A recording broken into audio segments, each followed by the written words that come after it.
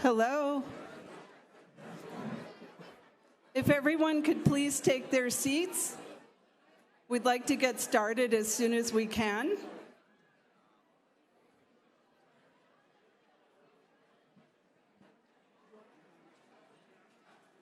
Your turn.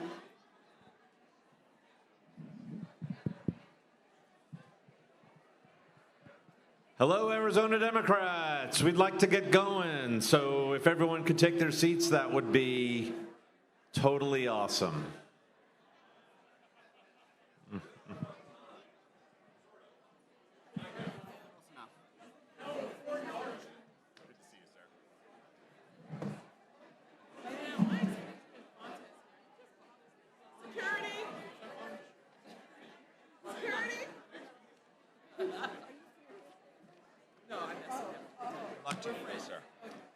I need it. I don't think this will be the hardest election we've dealt with. No. I'm actually not worried about that. I think the election's going to be very straightforward and easy. Oh, right. I think the rest of it. Hello. The rules are actually pretty well. Can everybody please take their seats? It'll get done. The only way we can get out of here on time is to start on time. That's crazy. I know. I'm trying to prove that Democrats can run on time. We failed already. We don't have any proof of that yet.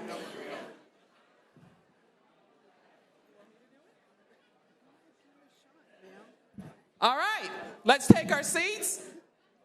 Arizona Dems, let's do the thing. Let's do the thing. Okay. I officially call this state committee meeting to order. I'm so thankful to all of you who have come here today. I'd like to introduce everyone who is joining us on the stage. Our parliamentarian, Kobe King. Kobe, thank you for joining us today. That's right.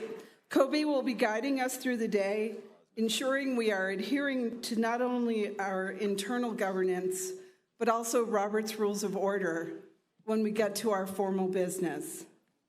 Greg Freeman, our treasurer.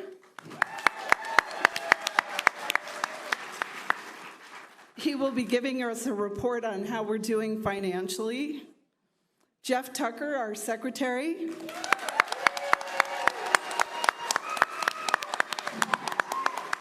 He'll be taking the minutes. Michael Slagaki, the rules chair.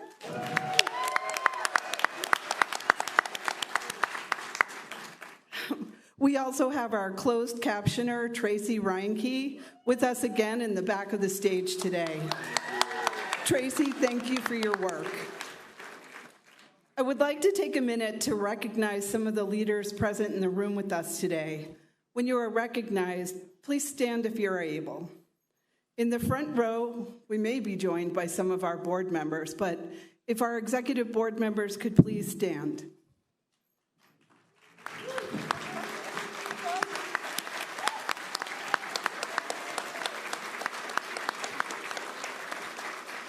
We are also joined by our incredible county and LD chairs who are doing the work on the ground every day, day in and day out. Can you please stand?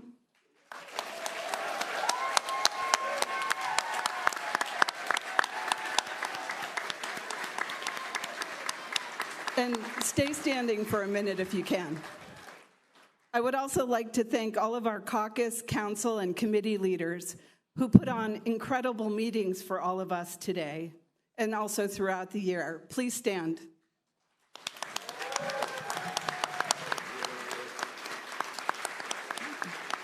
And lastly, I want to recognize the state committee for being here today. Please, everyone, stand and give each other a round of applause. Thank you all.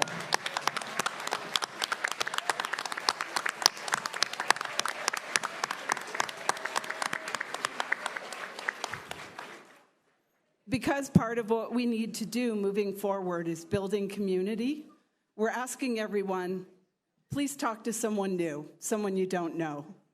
Let's get to know each other better. We have a lot to get to today, so let's get started with a review of some of the rules. To participate in today's meeting, state committee members must have successfully checked in to vote. The link for the credential vote was only sent to members who checked in at the check-in registration table. It was sent to your email over text. At least I hope this happened. Did this happen? Yes? Yes. Okay. And it will be closed at 12:30. So we need you all to check your text or your emails and vote. During the meeting, please note that you must be recognized by myself or the parliamentarian in order to speak. To call the question, it must be seconded and passed by a 2/3 vote. Debate must stick to the subject and have a direct bearing on the motion. We will review and adopt the rules for debate in just a few moments. But first, let's get into the election review. As I just mentioned when we started our credential vote this morning, this is how we will ensure only credentialed state committee members are eligible and able to vote. I'm going to go over a quick refresher on Election Buddy. Yay! You received an Election Buddy link in your email from the Arizona Democratic Party committee, on a text message or email. The email should contain a unique access key, a password, and a link to vote. Use that information to log in. Open the ballot and make your selections. Click Verify in the bottom right corner of the ballot page. To submit your ballot, click the Submit Ballot button in the bottom right-hand corner of the screen and wait until you get a confirmation page. Your ballot is not submitted until you get this confirmation page. All members who have designated proxies may vote, have their votes already weighted. You will be able to split your votes if needed. Splitting your vote may be necessary for those who have been given instructed proxies and are personally voting different than their instructed proxy.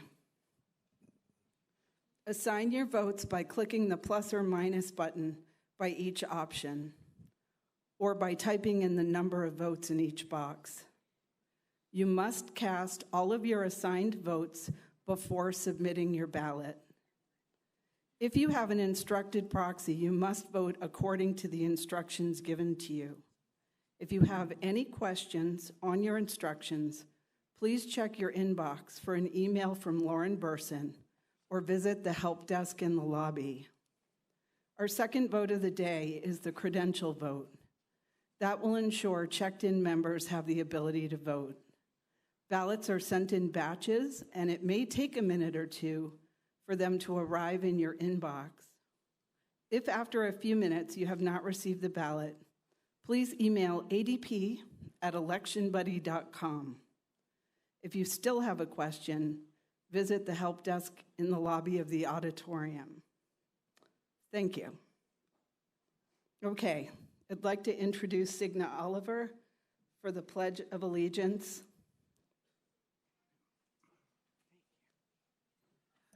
I'd like to ask everybody to stand if you're able for the Pledge of Allegiance.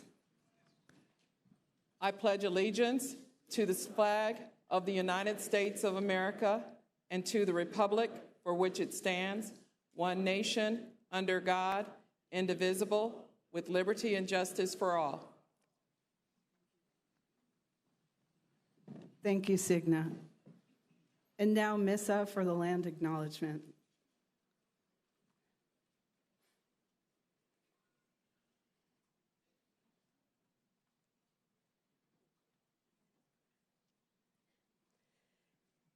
Today, I honor the indigenous peoples who have cared for and lived on this land that we now call Arizona since time immemorial. But acknowledgement by itself is not enough. If we really want to honor this place, this land, we have to go further. Get to know your indigenous neighbors, learn their stories, their cultures, their traditions, learn their struggles, and of course, their triumphs. Bring indigenous partners to every table where decisions are being made that shape our shared future. We won't heal the wounds of colonization with words at the beginning of a meeting. Healing comes through daily action, through partnership, through respect, through standing side by side in this fight for justice. Acknowledgement is not the end of our work. It is, in fact, the beginning. That means showing up not just in public acknowledgement, but in the quiet work of our lives. It means listening with humility, learning with openness, choosing to act with care and with respect. Justice is not something distant. It is something that we are building together here today and every other day through the relationships we nurture, the policies we pursue, and the way that we honor the land and the people who have called it home. Thank you.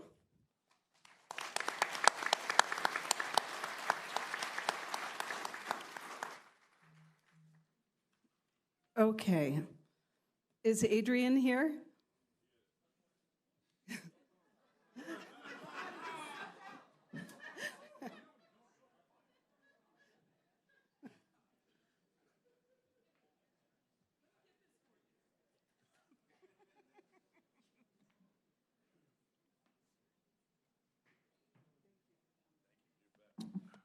Good morning, Arizona Democrats. How are we doing today?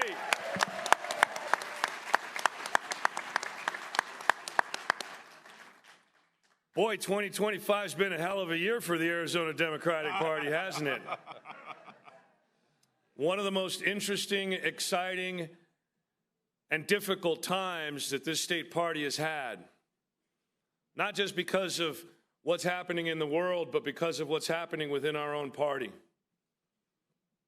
But as if you were in some of the caucus meetings this morning when I went to visit, apologies for repeating this, but many of you were not there, so I'm going to share my thoughts. We are better now. We are stronger now. But we are so because of the ethos of the Democratic Party, which is a bottom-up party that looks to help the little guy, empower marginalized communities, and make sure that every voice is heard. And voices were heard while we faced the struggles of the last several months. Importantly, your voices were heard by each other. You see, the difficulty that we've just gotten past was a time to build. Many of you have heard me say that in order to move forward, in order to succeed, we need to become uncomfortable. And boy, we've been uncomfortable, haven't we? But I think we can look back on this time period and on the relationships that have been built, on the perspectives that have been shared. Because I know from personal experience that I've gained new relationships right here in our own party. I know many of you have spoken to people that you'd never spoken to. LD chairs talking to LD chairs, county chairs talking to county chairs, caucus chairs, everybody talking to each other. First vice chairs, treasurers, secretaries. People were really talking to each other. Networks were being built. And it's that connectivity that's going to help us in 2026. It's that connectivity that we're going to need more than ever because, don't forget, ladies and gentlemen, for the first time in a decade worth of cycles, there will be no presidential campaign in Arizona. There will be no statewide federal Senate campaign in Arizona for the first time in 5 consecutive cycles. And we've been a little bit comfortable. We've come to expect and open our homes to folks who come in from the Bay Area in California, who might be coming in from Boston or Chicago, doing phone banks so that they can help a Democrat get elected to one of those positions, statewide federal positions that other people in other states care about. And they know we're a battleground, and they know that that matters. But guess what we don't have this cycle? We don't have a president on the ballot. We don't have a U.S. senator on the ballot. Thank goodness, because we just elected a second one, I think, in 2044. So that was a highlight.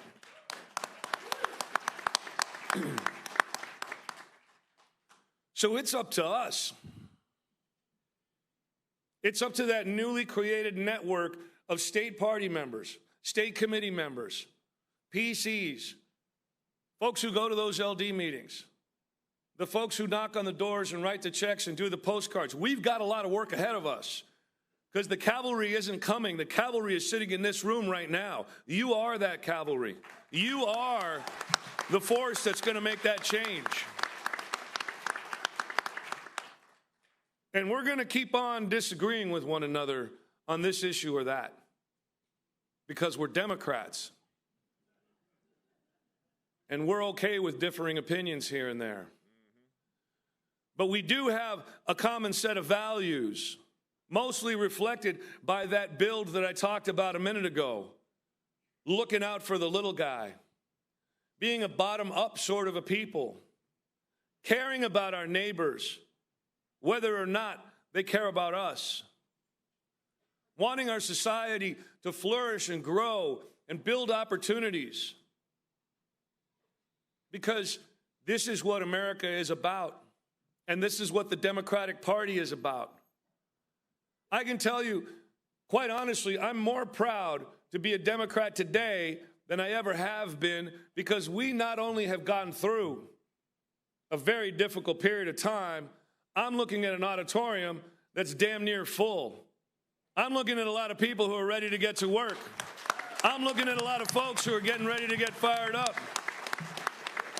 But we're not gonna pretend like it's all hunky-dory and everything's a lot of fun and we're just gonna throw a party. Because I think every person in here recognizes the gravity of the moment. I think every person in here recognizes the fact that this republic is on the precipice of devolving into despotism.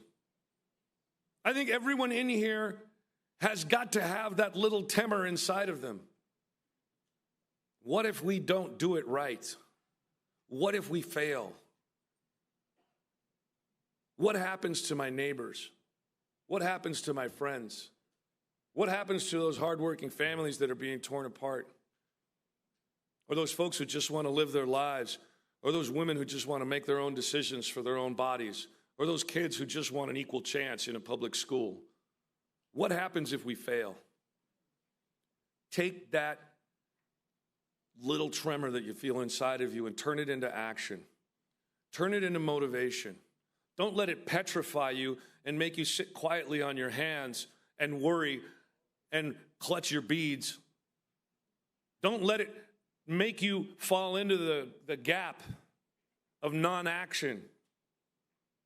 Use that to become uncomfortable. Do the work that is hard. Make the sacrifices now so that generations from now people can look back and say, boy, we really screwed up back then, but things are a lot better now. This right here is the cavalry. And while the Marine Corps never had a cavalry, I'm still happy to say, this is the cavalry. That one's for you, Cigna.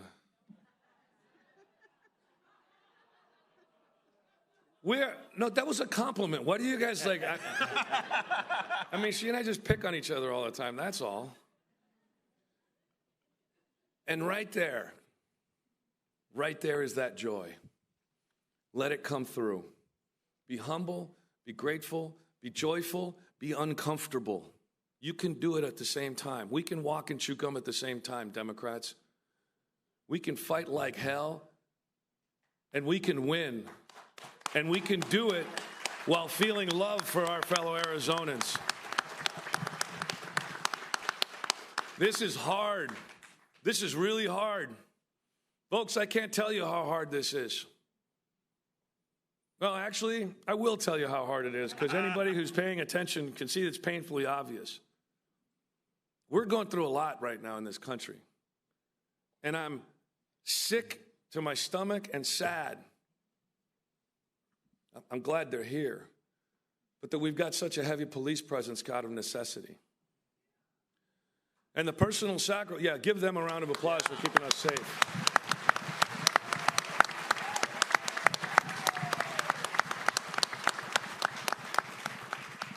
And those of you who I had a great chance to hug earlier probably are wondering what's wrong with my back.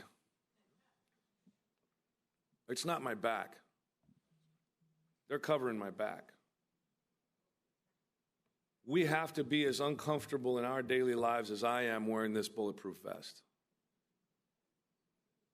We have to be willing to put ourselves out there because this republic is much more important than our personal comfort.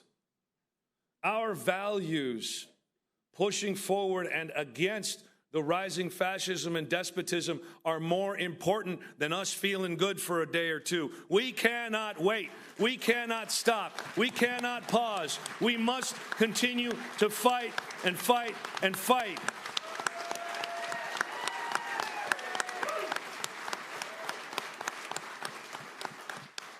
And unlike some who choose the expeditious and easy way out, we're not going to do it with bullets. We're going to do it with ballots. We're going to do it the American way. So rest assured, ladies and gentlemen, being uncomfortable sucks. You know it. I know it. But the reward at the end is not surrender. The reward at the end is that we stood tall. The reward at the end is that in November of 2026, we will still have a Democrat in the governor's office. We will still have a Democratic attorney general, and I will still be your Democratic Arizona Secretary of State. And proud as hell that I'm serving you, this party, and the Grand Canyon State. Now, I have one job. If you're standing, stay standing. And if you're sitting, that's okay too. Because the one thing that I haven't done yet is do the thing that needs to happen. I haven't made the ask. My job here is not only to inspire, but to get some money out of you people. So I want every person who's standing, look, they're already sitting down. Every person who's standing to make a commit. You got excited, now get broke. Give us your money right now. I want to know which LDs are ready to pitch in. I got one in the back corner over there. Oh, no, she's got envelopes. Get some envelopes out there. Who's going to help this Arizona Democratic Party get on its feet, get moving, and help us win in November? Let's make it happen, everybody. Let's make it happen. Do we have an LD over here with some money? Right there in the back. Yeah? Excellent. Right over here. Who else needs an envelope? There's some over on that side. Let's get some envelopes going over here. I know we're all broke. I don't care. I'm broke too. I had to have a booed buy me lunch today. That's how broke I am. Right over here, there's some envelopes down this direction too, please. Yeah, it's a little haphazard, but we're just getting reorganized. And by the way, I'm going to repeat this because I think it's really important.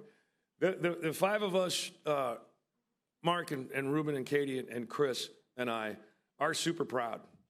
We're super proud because you guys are the ones that are rebuilding this from the bottom up. And we're none of us are going to jump into the chair's race. May the best candidate, the one that gets the most votes wins. That's usually how it works.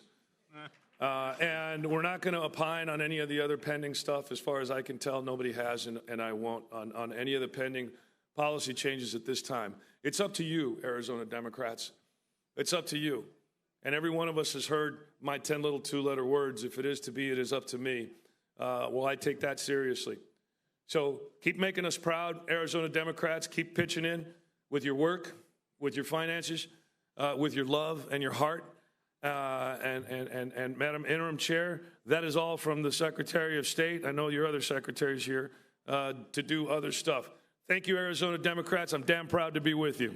Appreciate you. Thank you very much.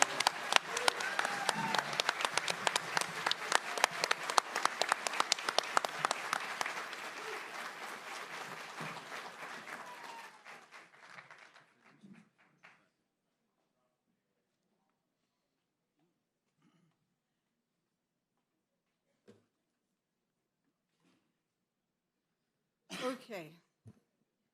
Now we're going to pass it over to Michael Slagaki to give our credentials report and confirm that we've reached quorum. Woo!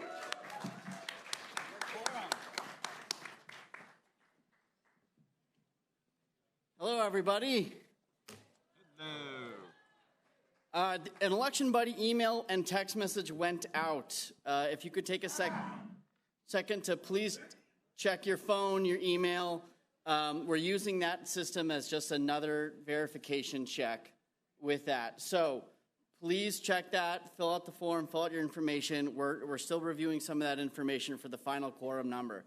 So we do have quorum is established here, but we're still double checking what that exact number is. We have 731 state committee members registered at this time. Under the bylaws, 40% of the body must show up in order to meet quorum. We had 382 check-ins as of a little bit ago. There's 176 who have completed that extra form, but I know a bunch of you are looking at it right now here. But we do meet quorum, and we're just waiting for some of those other tallies to come in. So please come in and set that up turn that in as soon as possible here. And I'll give you all a minute just to work on that. Yep.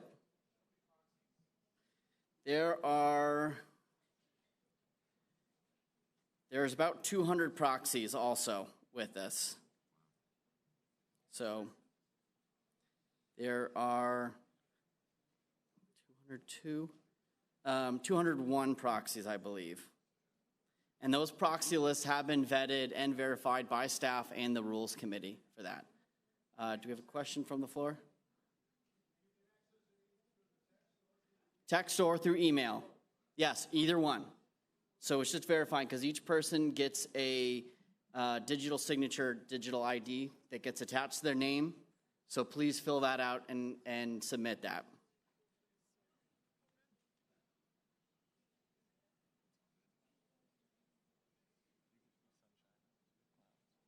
I see a lot of people still looking down here, so we'll take another minute.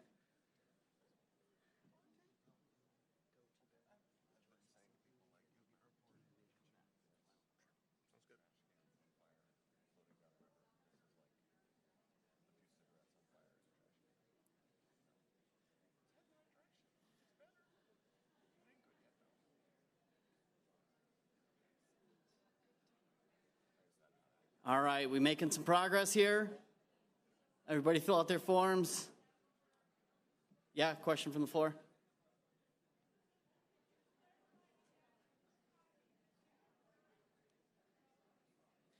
You tab over into the votes. You should receive a screen and just mark over +1 in the top saying yes for the first question. So make sure you put in your name, and then the password is also in the email there. Sometimes the cache registers from the last time, but just set that up again. Okay, I'm going to keep moving forward here, but please continue to fill this out. I'm going to come back with the final number here, but we have met quorum. Quorum is established. We have a full room of people, and we have hundreds of people checked in. So it's just trying to give you the final number here. But quorum, again, is 40%. We have passed that threshold here. So please fill out those forms as soon as possible. So if I could get to the next slide here for whoever's running this. Okay, so as everybody knows, we had a meeting on July 16th. That was a special state committee meeting with a specific purpose of removing the previous chair. And we are here today just to announce the final results of that and everything that occurred. So on that state committee meeting, which was a fully virtual online meeting, there were 702 state committee members at the time. That's 702 eligible voters that could have voted at that election. There was a single issue on the agenda, and that was whether or not to remove the chair, Mr. Robert Branscombe, and that was the only vote for that meeting. For half the members, it's 351. Under the bylaws, requires a 2/3 vote to remove any officer, which would be 469 votes in favor of removal to remove any officer. A long analysis was done on all of those votes. It was done through Election Buddy system of people submitting votes through Election Buddy, and during the meeting, we allowed emails to people that did not receive the Election Buddy to vote through email. So there was a cross-examination of this by several members of the Rules Committee and the Executive Board that verified all of those numbers, and making sure that there was no double votes, making sure that all votes were valid and all the votes were properly counted. So there was a thorough review of that by several people here. In the end, there was a total of 515 yes votes to remove the prior chair. There were 64 no votes and 11 abstentions. That is a total of 73% of state committee members voted to remove the former chair. Because it meets the threshold of 468, the former chair was removed. The vote is to remove is ratified and verified and meets the burden required. So we have met that number. Now, the other part of this was working with Election Buddy. We have a lot of conversations with Election Buddy, and we were also able to verify with them directly, making sure on their back end that all of the votes were properly tallied, that this was properly accumulated. There was no errors or glitch issues in terms of their system. So Election Buddy, the people who did the vote, were able to verify that this was an accurate election with the vote totals. So we've had, again, multiple reviews for that, and that is the final number here today, 515 to remove, which meets the threshold above the threshold of 468. 73% of state committee members voted to remove. There's nothing to vote on here today, but that's just giving everybody that final result of that election so that we as a party have to recognize that and then start to move forward. And today we are going to elect a new chair. So if there's questions about these numbers, we're going to keep that behind, to any private people who want to talk, but this is the vote for here today, or the numbers here today. So thank you all for those who attended the July 16th meeting, and thank you all for being here today.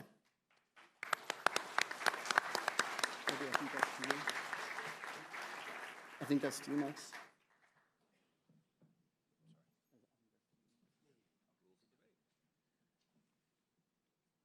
I'll be back. Yes, you will.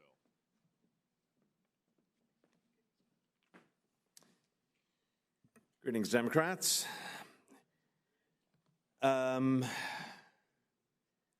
So as some of you know, I'm Kobe King. Thank you. Been the Parliament. Please, keep it coming. No. As many of you know, I'm from Los Angeles, and I've been doing this now for quite a number of years. Yeah, go Dodgers. And I hope the Diamondbacks make the playoffs. So some people ask me, why do I come out here?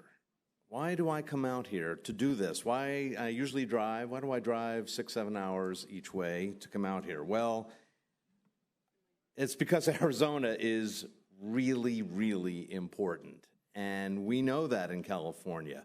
Every one of you, as the Secretary of State just said, is really, really important. California is watching Arizona. We got something going on this year as well, which I'm very involved in. But the eyes of the nation are going to be on making sure that here in this state, we can reelect your governor, reelect your attorney general, reelect your great Secretary of State, who I always enjoy hearing from. And I understand that my role is to help us get through our business so that we can get down to the work that needs to be done in order to keep Arizona blue. So I just wanted to let you know that that is why I keep coming back.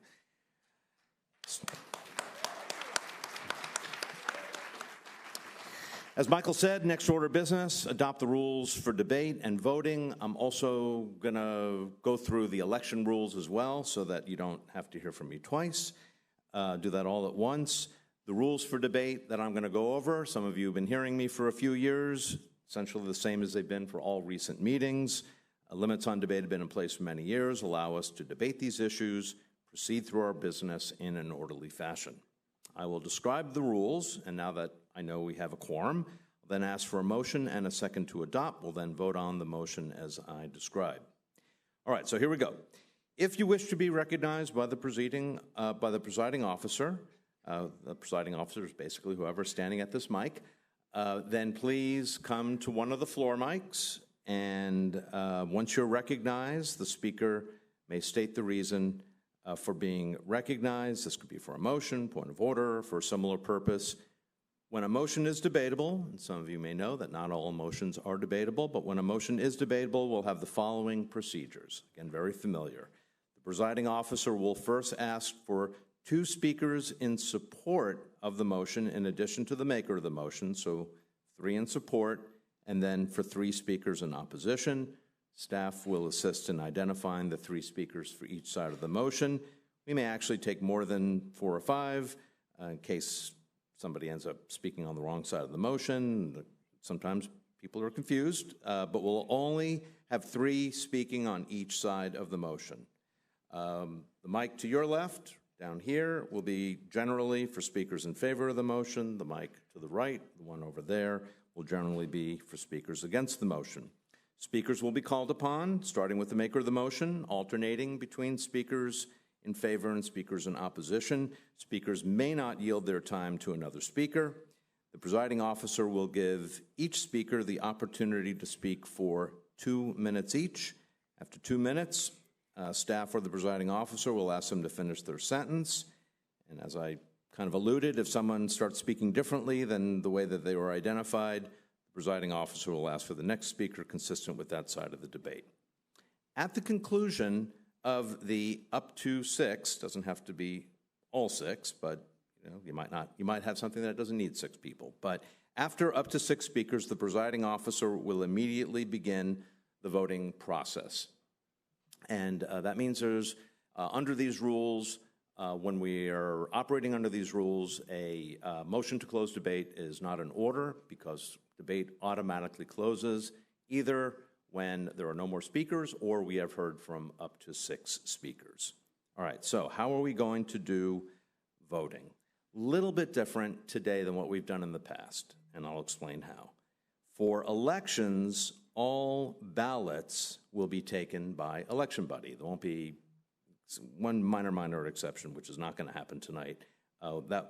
Everything will be done by election buddy. For motions, if in the opinion of the presiding officer, the motion is routine or it is obvious that there is general consensus, the presiding officer may call for the yeas and nays. Now, I want to point out that in previous meetings, we have conducted routine votes by voice vote, which is, by the way, explicitly authorized by your bylaws. However, a number of you have pointed out to me that there are issues with this procedure, specifically that voice votes do not account for proxies, and that it is possible for people who are not state committee members to add their voices to the shouting that always occurs when you take the yeas and nays by voice vote. So we're not going to do that this time. Instead, and this is where it's changing a little bit on how we conduct these routine votes, which, by the way, we don't want to have every single routine vote go to election buddy because that means we're here for probably an extra hour or 2. Today, we're using, and I think everybody should have those pink credentials, exactly. And so if you're a state committee member, you should have a pink credential. And so we will use them for what is known as a show of hands. We'll call for the yeas and the nays separately. When the yeas are called on a motion, you raise that pink credential. We'll then ask everybody to lower them, and we'll put up the nays. We're not going to count them, and if it's clear that there's an overwhelming side, majority on one side or the other, and I'm thinking 3/4, 80, 85%, then we will count that as being approved.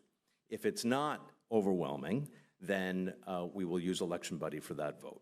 And so we feel and so that deals really with the non-state committee member issue. Now, the proxy issue, I have to admit, is a little more difficult, and that is why we're only going to accept, when it's clear that the vote is overwhelming on one side or the other. Overwhelming for, just kind of explain that. We think this deals with the proxy issue adequately. If you've got pretty much everybody in the room in one side or the other, the proxies tend to go that way as well. And so if in the opinion of the presiding officer, the result of the showing of credentials is not conclusive, it is not overwhelming for one side or the other. As I said, we'll go to election buddy. Finally, last couple of things, amendments and other subsidiary motions must be made from among the 6 speakers. That's the same as it's always been. During election buddy votes, the committee may hear from non-business speakers. I'm not sure we have any today, but we can't go to other business while there's a vote pending. If there was something else, maybe we could do that, but that'll be up to the chair. So that's really it. Pretty straightforward. I'll get to the election rules in a second. Is there a motion to adopt these rules? Is there a second? Any discussion? Seeing none, let's move to a vote by credentials. A little practice here. All those in favor of adopting these rules, please raise your pink cards. All right, please lower them. Anyone against the motion to adopt the rules? It is overwhelming. The motion is adopted. Very good. Okay. All right, let's turn to the election rules. These are similar to the rules that we had in place from January. Big difference being we only have one office to elect today instead of the entire slate of elections. These rules are based on our bylaws, Robert's Rules, and past practice, and we will follow the following procedures. First, we will take nominations from the floor. Nominators should line up at the mics on the floor, and we will call on nominators alternating between the mics.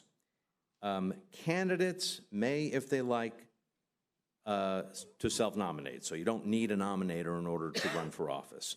I want to be clear, this is not the time for speeches.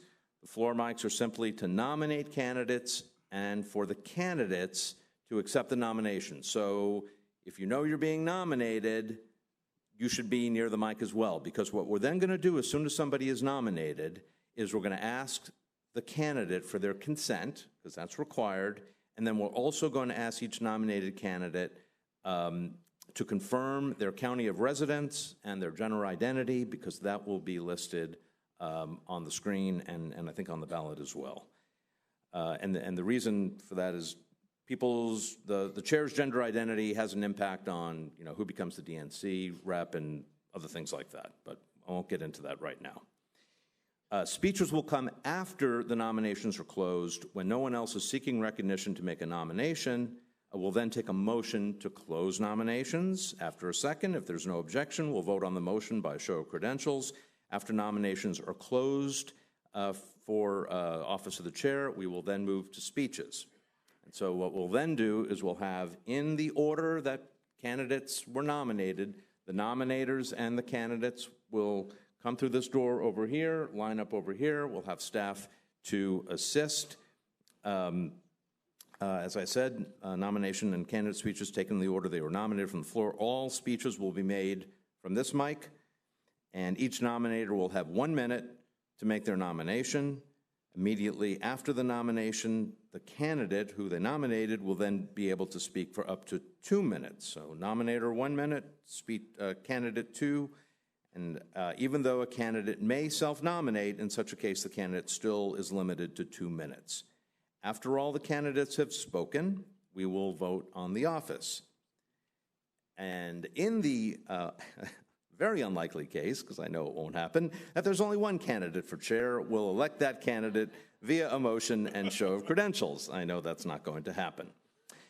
In all other cases, and what we'll do today, voting will take place on Election Buddy.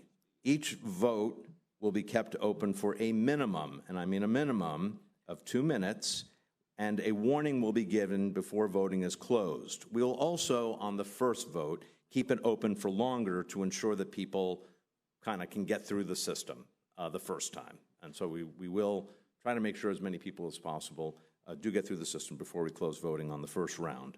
After the voting period is closed, the ballots will be tabulated, the results will be announced, and as I think most of you know, in order to be elected, a candidate must receive a majority of eligible votes cast to be elected.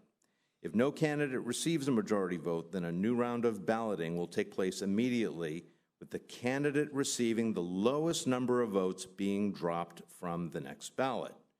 No speeches, so we're just going to go right into a new round of balloting as soon as we get the results, with the lowest performing candidate being dropped. This process will continue until a candidate receives a majority of eligible votes cast. Now, in addition, this is a little different. In addition, between each round of voting, there'll be a short opportunity for candidates to withdraw if they wish. So if a candidate gets 5 votes and decides they're really not viable, and they don't want to stay on the ballot, they'll have an opportunity to do that. Again, this is not a time for speeches or for endorsements or any of a different candidate. Just come to the mic and indicate to me that you wish to be withdrawn from the next ballot, and we will do so. This withdrawal procedure is intended to reduce the number of runoff rounds if possible. Nothing's mandatory, completely voluntary, but if you were not the candidate with the least number of votes, but you still wanted to drop out, you'll have an opportunity to do that. And then finally, in the case of a tie among the last 2 candidates, the last 2 candidates, the final 2 candidates, the election will be decided by a coin flip. Similarly, in the case of a tie where 2 or more candidates have the least number of votes, both will be dropped from the ballot. But if this resulted in only 1 candidate remaining, then a coin flip will determine which candidate is dropped from the ballot. I know it's a little complicated. Hopefully that won't happen, but it makes sense if you think about it. Finally, just wanted to be clear, this is important, that whoever wins the chair election takes office immediately. And that's it.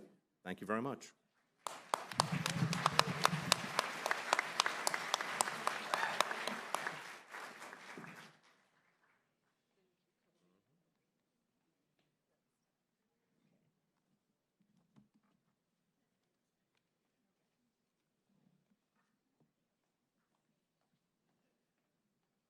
Okay, we have a little bit of electoral business. There are more of you who checked in today than completed the credentials vote between 12 and 12:30. If you did not get a vote between 12 and 12:30, I mean a ballot, if you didn't complete it, we need you to do that now. And if you don't have it, there's a help desk in the lobby. So can you raise your hands, people who did not get a vote between 12 and 12:30, a ballot? Okay. Help desk, please, so that we can get you squared away. Thank you. I'm sorry, I can't hear you. Yes, did you finish it? Did you get the confirmation? Okay, yes. Okay. While that, yep.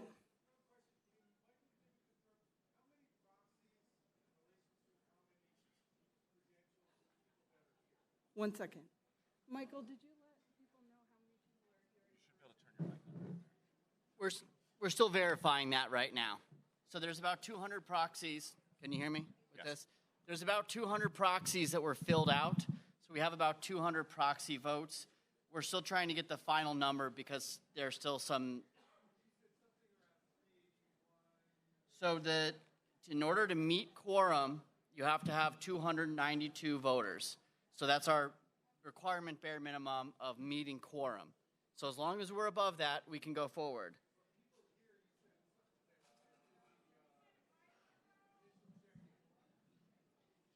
Yeah, go to the mic. Yeah, can you hear me? Okay, there we go.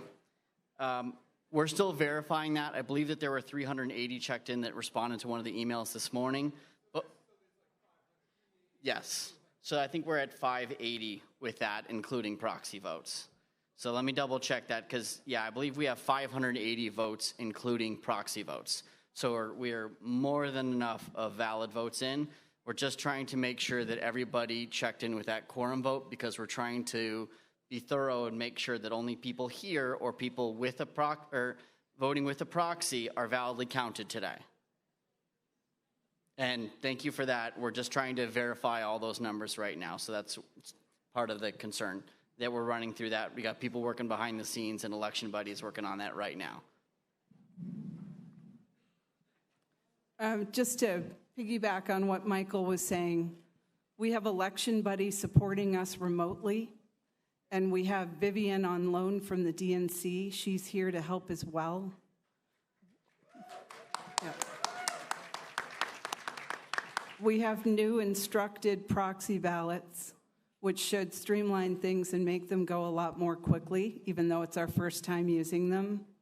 A number of steps were taken to make sure that this went smoothly for us today. Yes, ma'am. Hi, so I have a question. In terms of like the whole election buddy and other processes and voting, who do I address?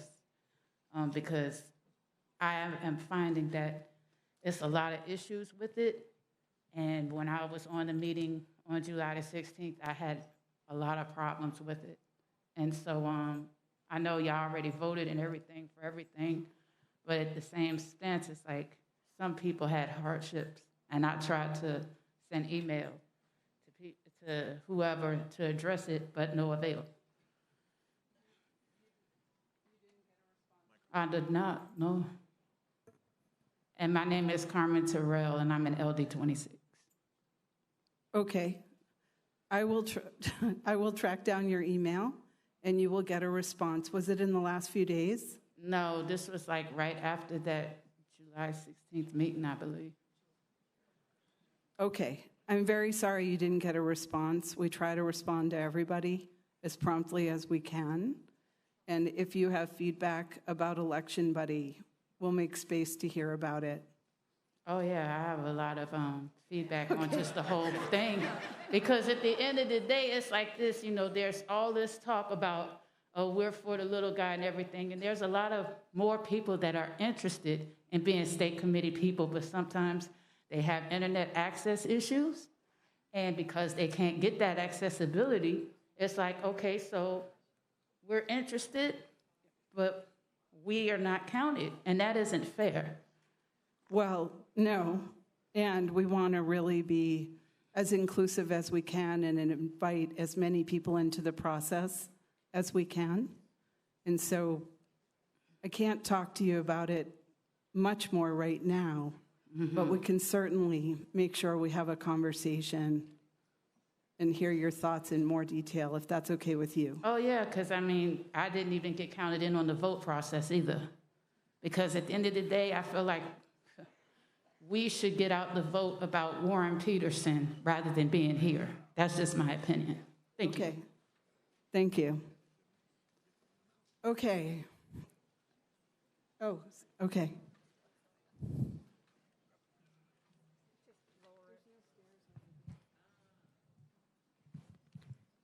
Thank you. My name is Ruthie Goldcorn, LD 28. Hi, Kobe. Hello. I am a disabled access compliance consultant and an expert, and I would simply like to ask you, is there a floor runner? No one should be speaking from the floor without a microphone. That is the law. It should also be a written policy. So if you have floor runners that have microphones, so anyone who is speaking from the floor, like that gentleman was, we never heard him, you have to have a microphone. And microphones are not just about amplification. They are about speech discrimination and articulation. Thank you. Thank you for the feedback. I didn't know about that. And I don't think we actually have wireless mics down there today, but Wireless. well, okay. And Okay then, there's no excuse. Okay. You can run. All right. so the procedures that were read in by Kobe at the beginning were that if you wanted to speak when someone was up here, the procedure is to come to the microphone. So if you have something to say, we can solve this by coming to the microphone. And for those who can't easily make it to the microphone, we'll bring one to you. Okay? All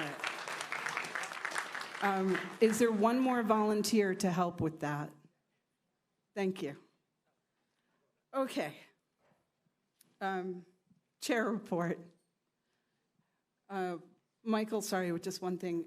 Have we gotten the election buddy sorted out, or we're still working on it? Still working on that. Okay. All right. Good afternoon, Democrats. It was so good to see so many of you at the Hall of Fame dinner last night. Thank you for showing up and filling up that room.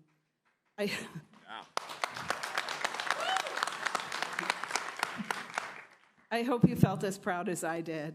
The energy was real, and our donors and stakeholders stepped up in a big way.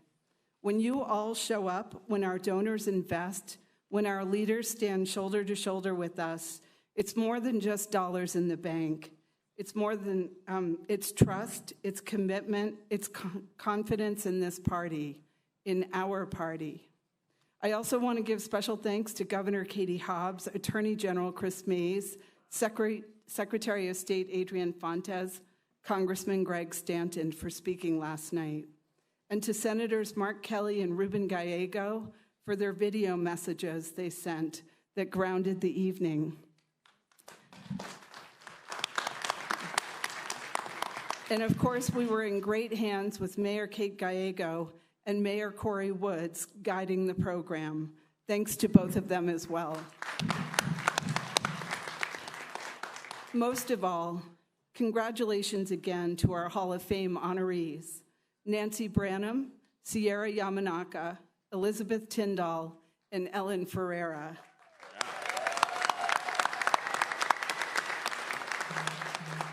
Your service has shaped this party for decades, and your sacrifices have carried us through. We thank you for everything you've done and continue to do for Arizona Democrats. We don't need anyone to tell us how hard things feel right now. We live it every day. We are watching our neighbors and families being ripped off our streets. We're watching our dollars stretched to the breaking point every time Trump throws a temper tantrum. But something I learned recently is that there have been 26 elections across the country this year, and in 24 of those, a Democrat has won.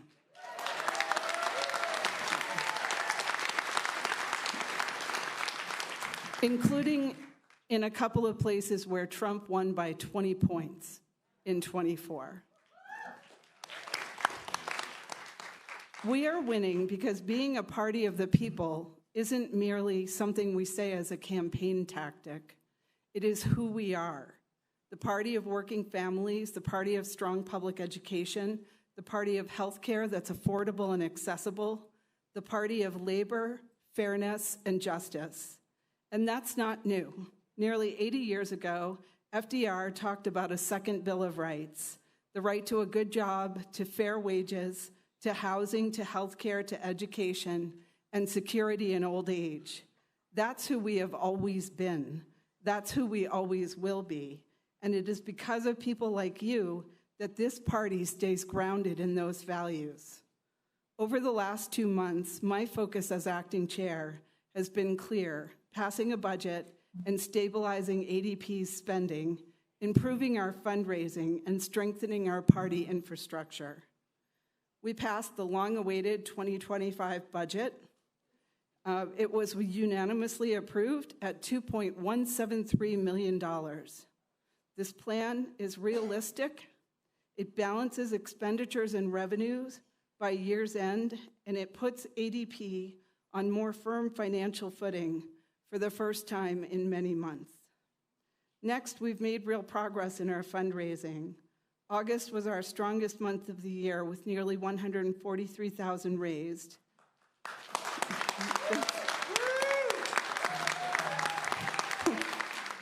Which was $50,000 more than any of the previous months this cycle.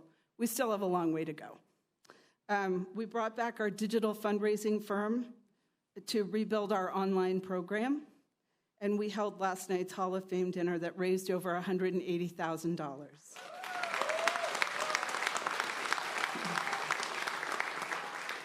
Donors are returning and momentum is building. And finally, we've invested in party infrastructure. We've implemented short-term data solutions to ensure data support continues, backed by voter protection work for the 2025 elections, and took care of long overdue office needs from repairing an air conditioning unit to making sure our space can support the work ahead.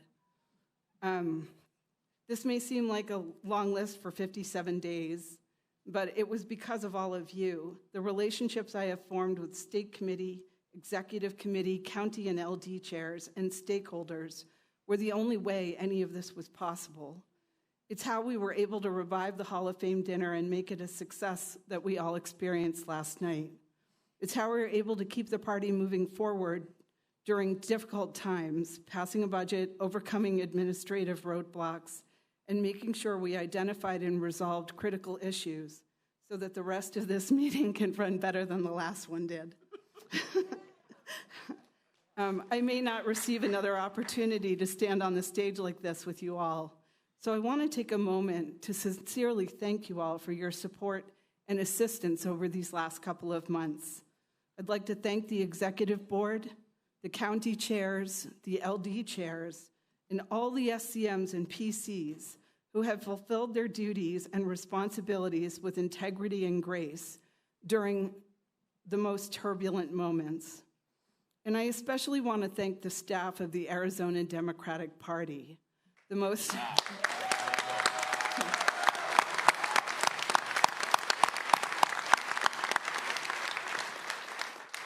resilient, professional, and talented group of people I have ever had the privilege of working with.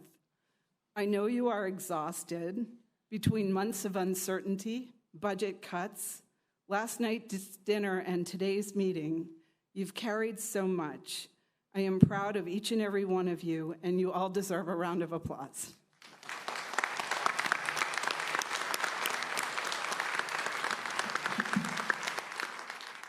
As we complete the business of this meeting, let's carry forward the energy and commitment we've shown these past months. The challenges ahead are real, but so is our resilience. And I have no doubt that together we'll be ready for 2026 and beyond. Thank you all again for your trust, your partnership, and your dedication to this party.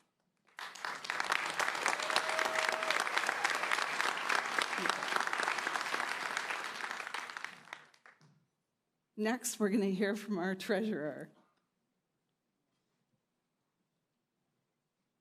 Yes, that gloomy silence that I'm normally greeted with when I come up here.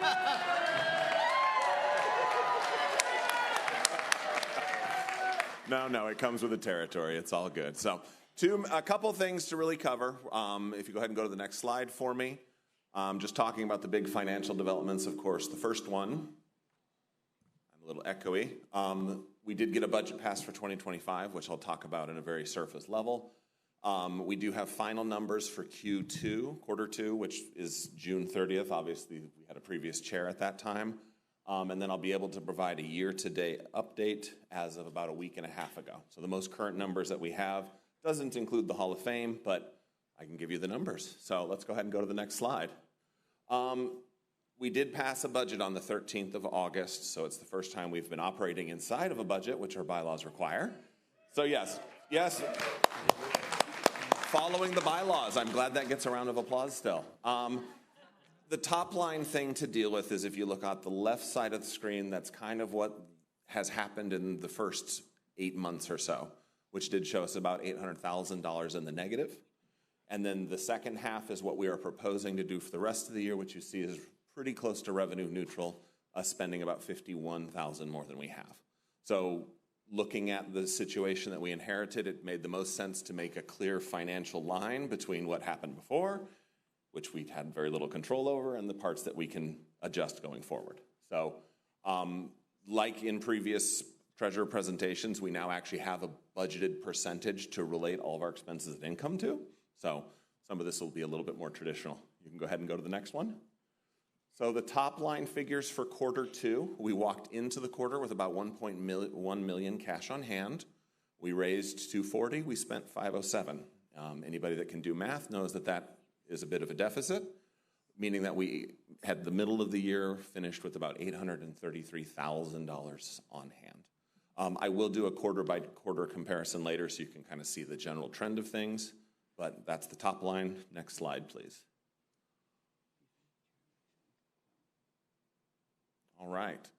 Fundraising. This is fundraising as of June 30th, so this is a ways back. There'll be another slide just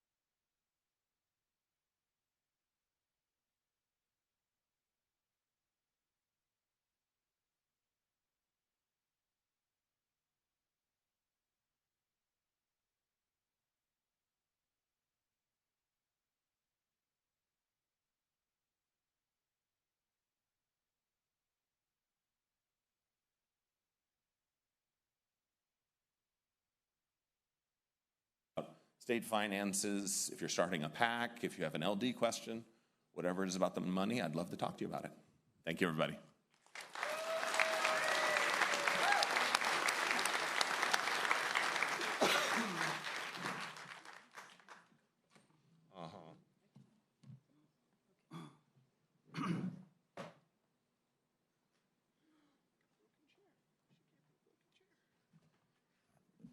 Okay, now it's time for the real fun. We need to approve the minutes. First from January, then from June, then from July. Okay. Does anybody have any corrections for the January meeting for the minutes? Can we have a motion to approve them? Okay, all in favor? Credentials? Okay. The January minutes are approved. Good at voting. Very nice. Thank you for not shouting. Okay, for any corrections for the June meeting, for the minutes for the June meeting? Okay, do we have a second? All in favor? Thank you. Okay, thank you. What? The names of the people? Oh, all opposed to approving the minutes from June. Okay, the minutes have been approved. And finally, July. Can we have a motion to approve the minutes from July? Can we have a second? All in favor? Thank you. All opposed? Thank you very much. All three sets of minutes have been approved. Excellent. Okay. Looks like we're moving into Kobe and the election. Oh, Michael, sorry.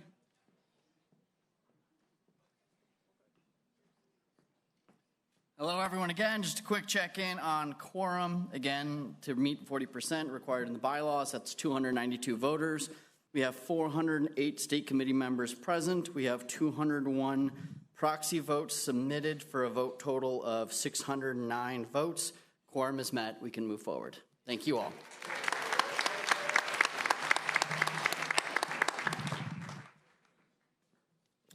All right, super. Okay, next item on the agenda is the election for a new chair. All right, so as I said earlier, we're going to start with nominations. We'll take nominations from the floor. Anyone who is interested in nominating someone for chair, please approach the two mics on either side of the stage, and the candidates should be nearby as well to consent and give us their county of residence and their gender. Feel free, step up. I'd like to nominate Sorry, what's your name? My name is Ginger Sykes-Torres. I'd like to nominate Charlene Fernandez.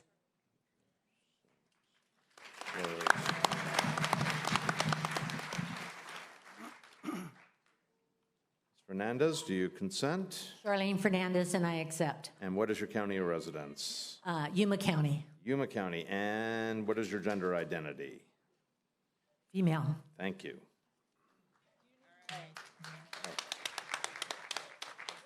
Next. Micah Dyer, and I nominate Chanel Poe.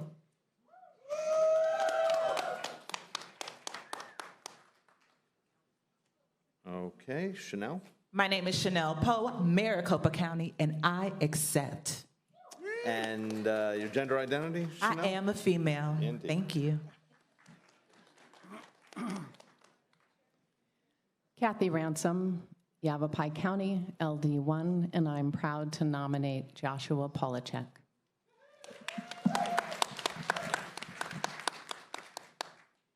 Joshua Polachek, proud resident of Pima County. I'm a male, and I accept the nomination.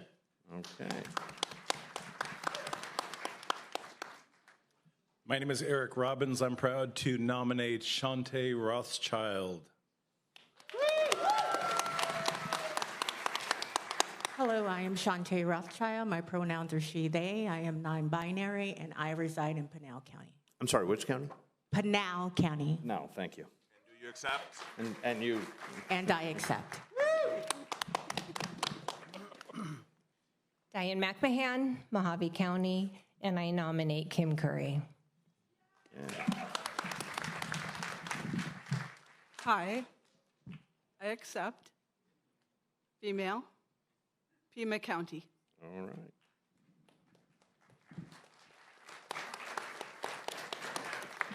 All right, we have 5 candidates for chair. Is there anyone else who would like to nominate another candidate for chair?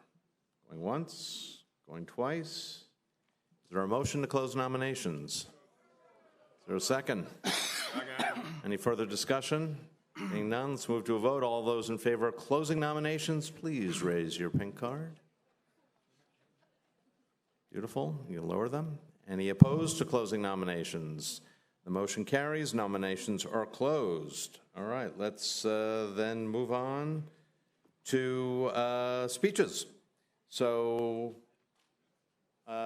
basically, the people who just spoke, that is the exact same order that you will speak in now. Remember, nomination speeches are 1 minute, and candidate speeches are 2 minutes. Who's keeping the timer?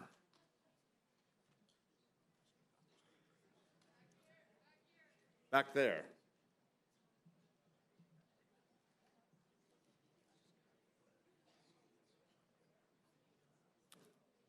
And how is the timer being indicated?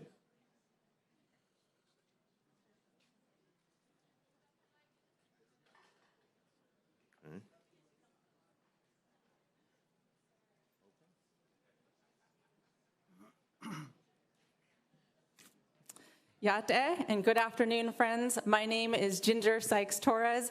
I am the immediate past chair of the Arizona Democratic Party Native American Caucus, a mother, and a proud member of the Navajo Nation. Thank you. I am proud to stand before you to nominate for ADP chair my friend Charlene Fernandez. Charlene and I worked closely under the Biden administration at USDA. It was the first time that women of color like us weren't just given a seat at the table, we sat at the head of the table. I can talk to you for hours about how she delivered results for families across Arizona, especially our rural communities, or how we work together to advocate for more funding and housing grants for Arizonans. But today I'm here to talk about our party. Right now, we are 1 year from the midterms, and let's be honest, there's a lot our party needs. We need a leader who is a strong fundraiser, and Charlene is that leader. We need a leader who will bring unity to the party, and Charlene is that leader. We need a leader who will grow the base, register voters, and turn them out to win, and Charlene is that leader. Time. We need a leader who knows what we need in every vote, in every community, from Buckeye to Bisbee. Time. Okay. Thank you.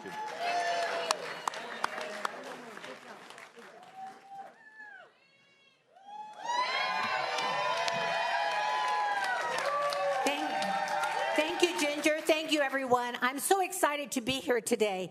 Let me tell you a story of a rural girl, 18 years old and registered to vote and never looked back. What I did was I became a PC, and I worked my way up to county chair, serving as the treasurer, the secretary, vice chair, and the chair. And you know what I did then? I started raising money for our county, Yuma County. And I also started increasing the number of PCs that we had in our community, higher than we've ever had. But I didn't stop there, and I won't stop when I am elected chair of this party. I ran for school board. There's something very powerful about representing your community, representing the teachers that taught you every single day. So I ran for school board. I was the first Latina to serve on that school board, one of the oldest districts in the state. I went on to the state legislature where I was the minority leader and increased the number of Democratic caucus members from 22 to 29. We were right ready to take the majority and COVID hit. But I continued raising money. I continued working, and I didn't stop until I got the call from President Biden to run USDA as the state director, and it was in rural development, where my heart is. I went from county to county and learned that there are people in this state that feel forgotten, that need us to go out there. They are ready for us, and we have to join together and come to unity. Right? We have to start talking about 15 unity seconds. of the party. Unity. So I am here. I want to unify us, the ADP, just like I did the Democratic caucus. We'll come together when it's hard times. We're Democrats. We've all got our own ideas. I understand that. Time. You understand that. Thank you so much.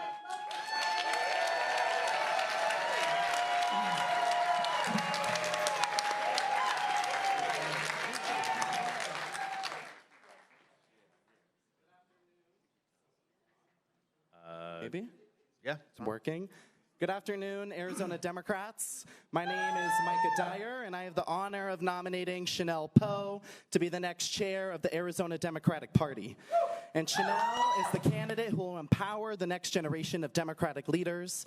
Announcing her candidacy among young Democrats, her campaign centers the change our party needs. And the Democratic Party talks a lot about supporting young people. So today, state committee members, let us just do that together. Chanel refuses to surrender rural Arizona to the Republican Party. From Yuma to the Red Rocks, from no Democrat will be left behind under Chanel. And this moment requires a chair who is more than a figurehead. We need a strategist, a fundraiser, and an organizer, a leader who can unite us, energize us, and build real infrastructure that lasts beyond one election cycle. And 15 Chanel seconds. is the only candidate today who has the experience and the vision to do just that. So Arizona Democrats, the choice is clear. Let us make Chanel Poe the leader our party deserves. Thank you.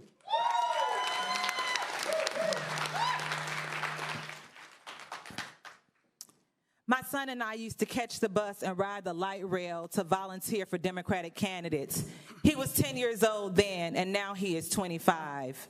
I didn't make excuses. I made it happen.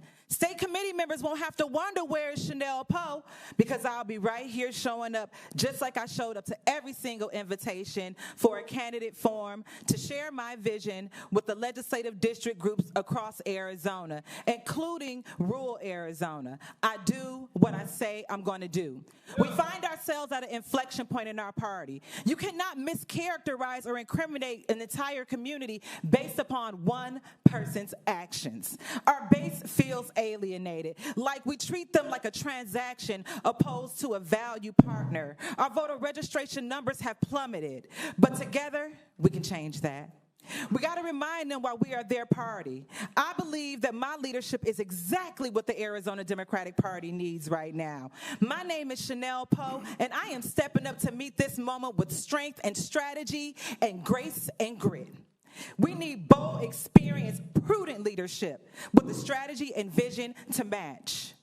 I decided that I want to make sure that our leadership has partners and grassroots organizers, because we need a fresh, new perspective, one that is grounded in authenticity and empathy and understanding, and a deep understanding for the communities that we serve. We can no longer let institutional inequities permeate our party. As chair, I will unite the party by calling a special meeting within the first 50 days and updating our bylaws for a peaceful transfer of power. As chair, I will make sure that my fundraising plan includes coalition building. It includes seeking grants, identifying new donors, and doing online fundraising. If elected, I want to create deeper relationships with our unions, making them state committee members and PCs. State committee members, you need to ask yourself today, what do you want? Who do you want to see as your chair? This race is not about friendships. It is about leadership. And I am ready to meet this moment for Arizona Democrats to help move us forward. Today is more than a choice for... Thank you.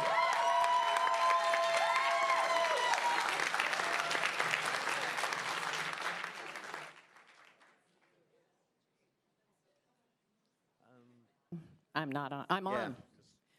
At Speak this loudly. critical junction in our nation's and our state's history, we need energy as well as experience. We also need to appeal to young voters as part of our coalition, which must include unions, the LGBTQIA+ community, and working parents who are not sure that their vote matters. That is why I'm pleased to nominate Joshua Polachek for chair of ADP. Joshua is a dynamic leader who has the ability to serve us, the state party, as our spokesman in an articulate and charismatic way. He has the administrative chops to organize our office, as well as the fundraising chops to raise the money we need to kick some ass. Joshua will lead us forward in the spirit of my campaign shirt from 22, which I'm wearing today, which says, "We have more in common than divides us." Thank you.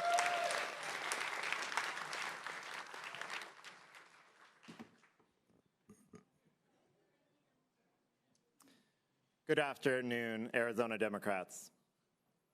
I stand before you in a state and a nation that is deeply divided.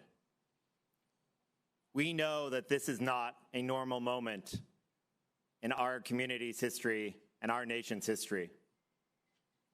And I know that I stand on this stage with 4 other great candidates who are going to bring a lot of that business that we need in our party. But this is not a normal moment in American history. 2026 will not be a normal moment, a normal election. 2028 will not be a normal election. And I stand before you to say we need to be a party that elevates, a party that has a 15-county, 30 LD, 22 tribal nation strategy that takes no voter for granted. We need a party that goes out to the 43% of people in this state who didn't even vote in the last election because politics has been poisoned for them. And we, as the party of the working class, labor, and middle class, needs to get back to those folks and present a positive vision. We cannot merely survive and win saying, hey, we're the okay alternative to whatever the Republicans offer up. We need to offer that positive vision, a century's worth of water, schools that are not 49th in the nation, and not even, let's make them not just first in the nation, but first in the world. And so I ask for your vote today, and even if I'm not your first vote, please consider me as your second choice. Thank you all.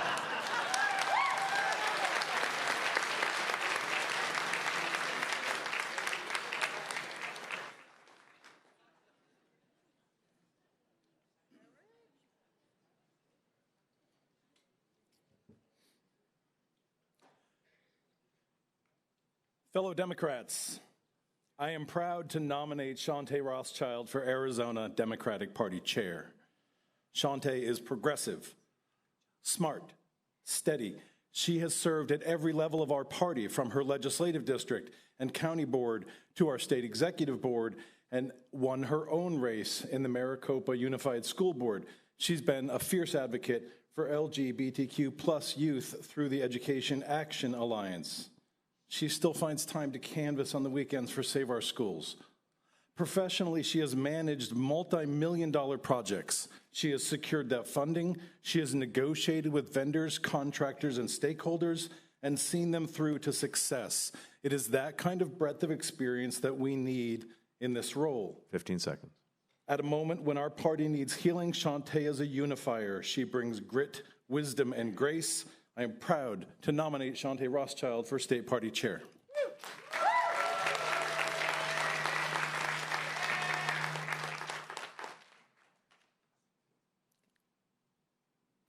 Hello, I'm Shante Rothschild. My pronouns are she, they, and I am a candidate for Arizona Democratic Chair. I've spent more than 22 years leading in finance, healthcare, education, and nonprofit work. But more importantly, I've spent a lifetime fighting for Arizona families just like you. I've served as your ADP Vice Chair, as a delegate to the Democratic National Convention, And now I have one final ask. Well, not final, but we'll ask for you to stand with me as chair.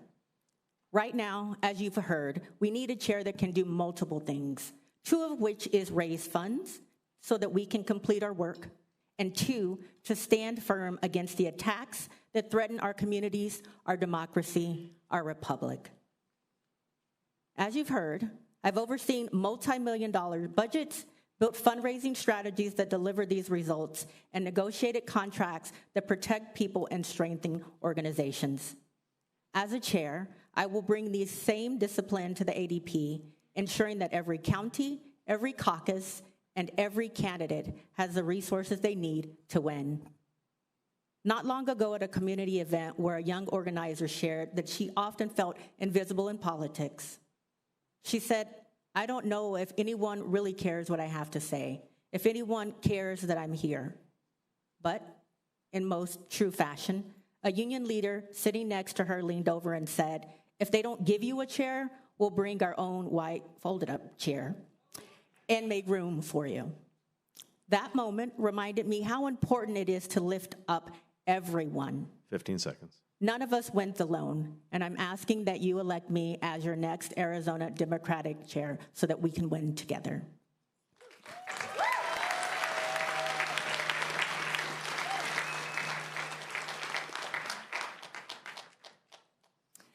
Hi, I'm Diane McMahon from Mojave County, and I am honored to nominate Kim Curry for chair. When I asked Kim to reconsider, I knew it was a big ask. And I knew that some of us might not understand, but as leaders, all of us in this room know we have to be willing to make the big ask and also change our position when new information comes available. Kim embodies the qualities that we all need in a chair right now: integrity, collaboration, effectiveness, and strong leadership. In this fast-moving political world, Kim has shown time and again that she listens to learn, engages for outcomes, and leads with honesty, even when there's a personal cost for doing so. 15 seconds. Whether it's hearing from county chairs or addressing statewide challenges, she ensures our voices are heard and valued. It is an honor to talk to Kim with her skills, experience, and vision in leading our party forward, and she said yes, and I hope that you will as well.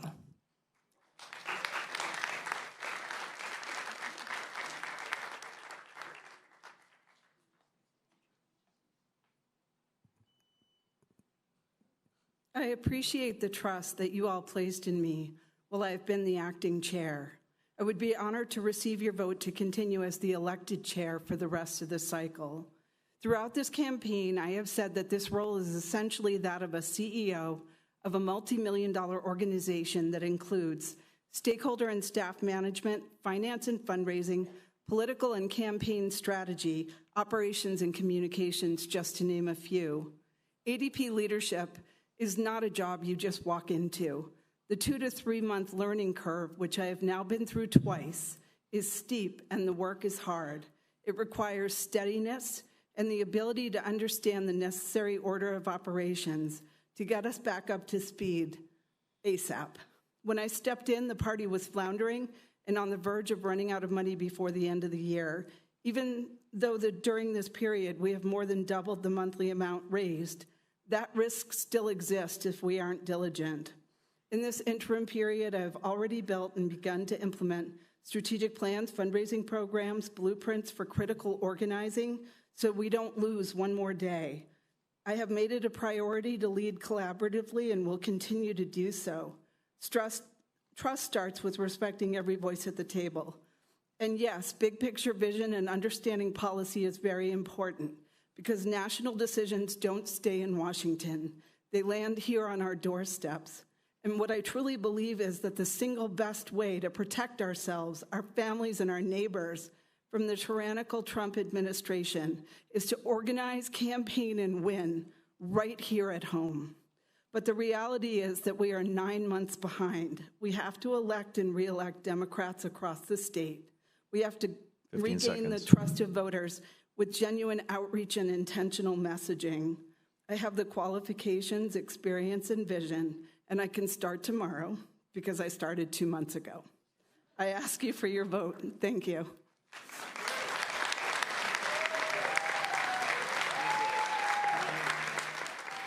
All right, well, that concludes the speeches. Thank you to all the candidates. We will now go immediately to the first ballot.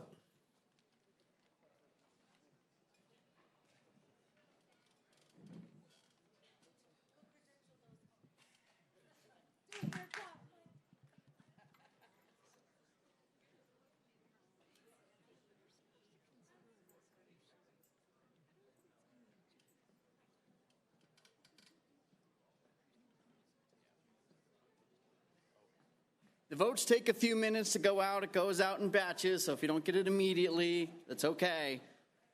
Just check your phones, check your email, your text. You all should be getting the ballots very shortly here. But keep an eye out, but this takes a few minutes. Yeah, the usual.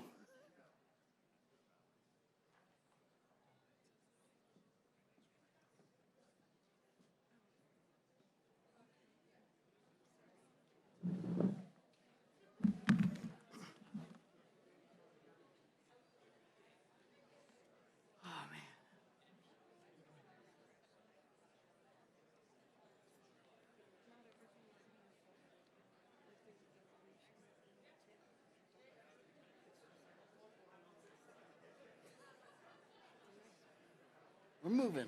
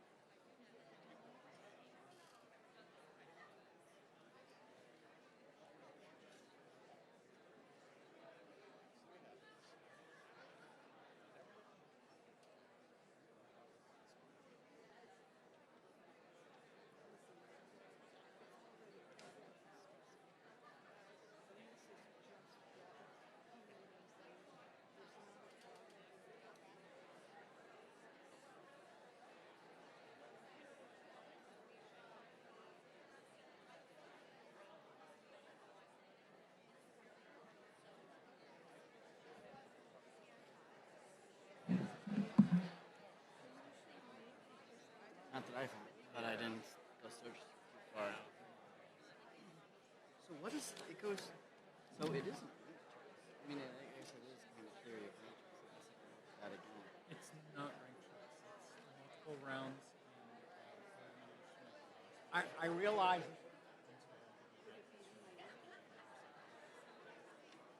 I mean, 50%.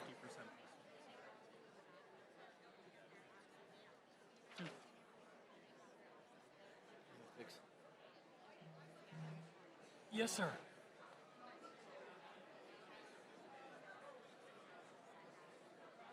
I do not know.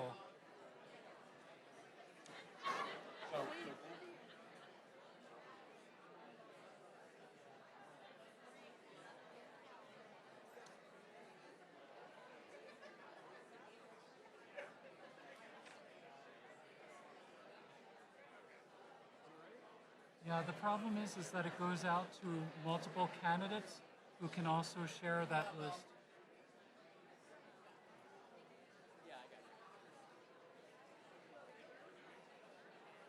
Understandably. Please. Okay. Well, definitely send me an email so we can address it, okay?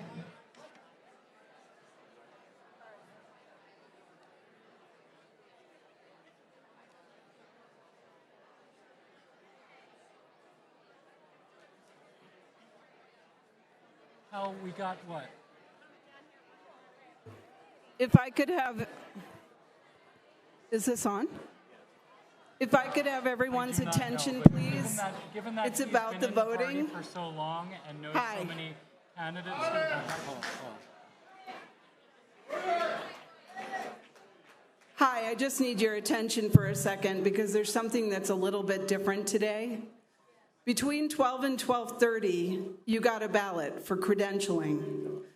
In your confirmation email for that, there's a link. You are not going to be sent another email.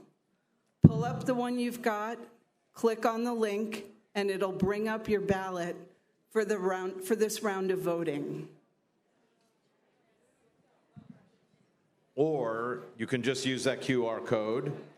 But the main reason you have to go back to that original email is because it has your credentials, has your access code and password. So you'll need that, but you can just go to that QR code.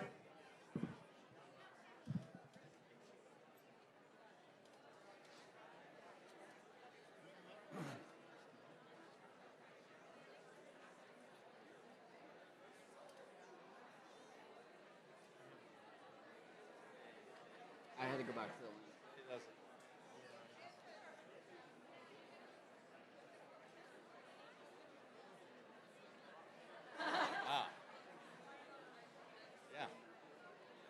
Hi. Allison Porter just pointed out to me that on that pink thing in your credentials is your passkey and the URL.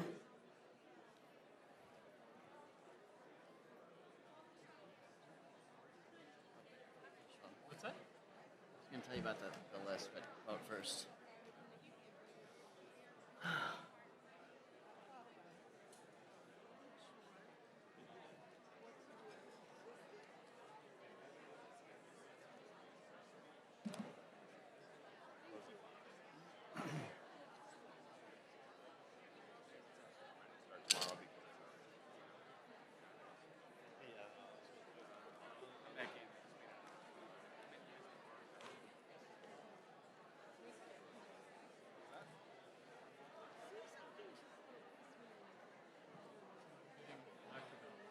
being shared. It's like, but we also get, yes, I control it all. But we also get flack for not.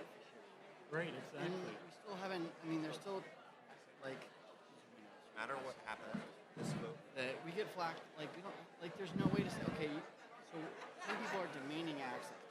Other people are like, no, that's privacy. It's like, okay, well, but then if you only let certain people get it, then that's very like exclusive, right? It's very elitist, right? But then if we don't get it to anybody, then how are we able to organize and do stuff? It's Bingo. like, Yeah, so, it's darned if you do, darned if and you like, don't. yeah, harassment, right? So, I don't know. I don't know what that line is. Well, I've got a couple of solutions that work. But we adjourned too early last meeting.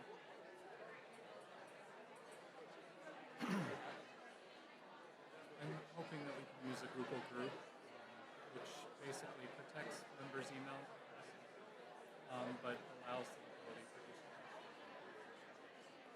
But then who is? Can you? Then who is? Then who's the legitimate? gatekeeper? Yes, exactly. For right now, it's the executive board in my proposal. Which means that any of us could be allowing or denying messages. Should I say the names of everybody on the committee? Is that wrong? It makes the meeting longer. Yeah, I mean, I just want to get these votes. And also, we have a proposal that will announce the names of the committee members coming soon. It's not like it's going to be a well-kept secret. I know. I kind of like to share of like, look, this isn't just me who's voting on this. Like, that is true. there is, Right. you know, basically 11 people on it. We got 9 voting members right now. There's statewide effort. We got, you know, Gary and Yuma. We got, you know, Coconino. Hi all, quick announcement, just letting you know that less than 30 people have not voted. We're going to close the balloting in 2 minutes, and then we'll have the results shortly after that. So we have, like, to me, that's like, look, people, like, we have statewide involvement. This isn't a Maricopa-centric thing that's just deciding. Like, and so I think I might just say that. It's like, look, we have people from across the state on this. We have 3 meetings. Like, you know, I always complain. It's like, comes up and goes, what do look this line? I'm like, you really didn't say anything until today. Like, I don't hide my email address. We had public meetings. We shared it out to the state committee. Everybody has the opportunity to say something. And now you have an issue? Like, it's like, right? I'm Like, doing okay. another public service announcement. Quite frankly, that's a solution for everything in the ADP. Hi. We wait till the One last more minute. public service announcement about voting. Can you please go in and make sure that you got to the confirmation for your vote?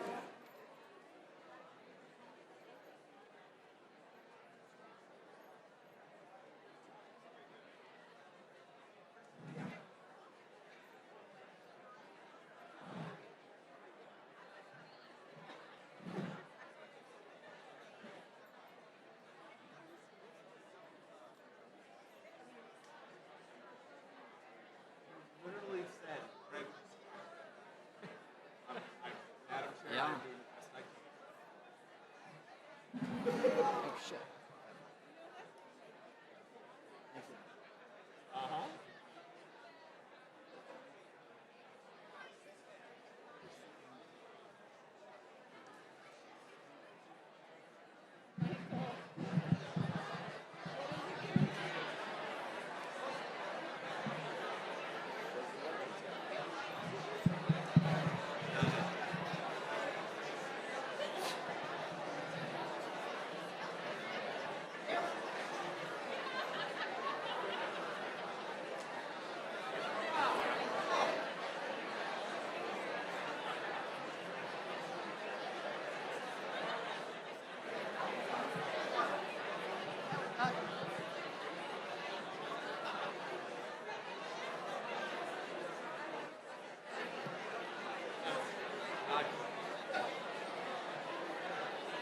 Right back.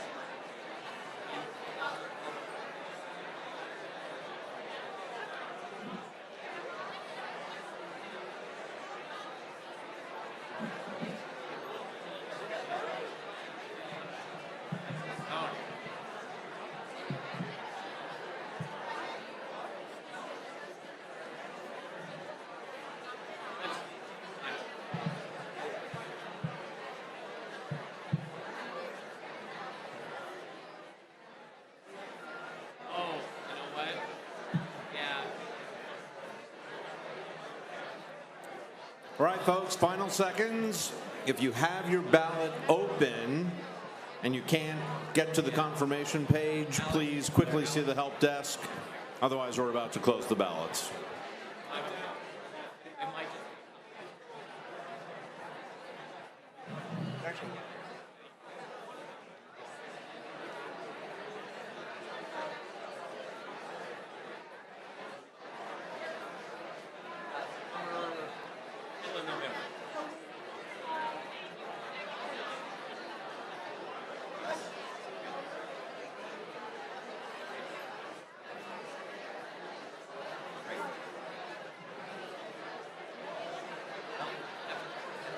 Last time I talked to him,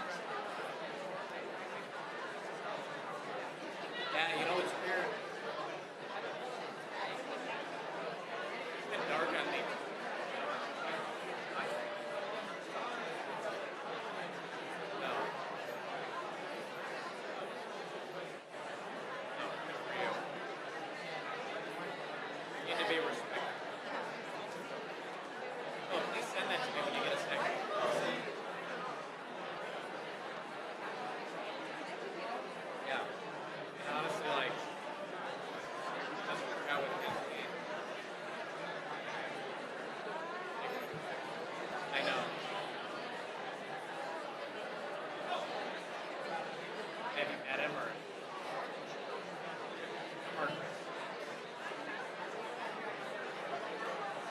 No, I told him.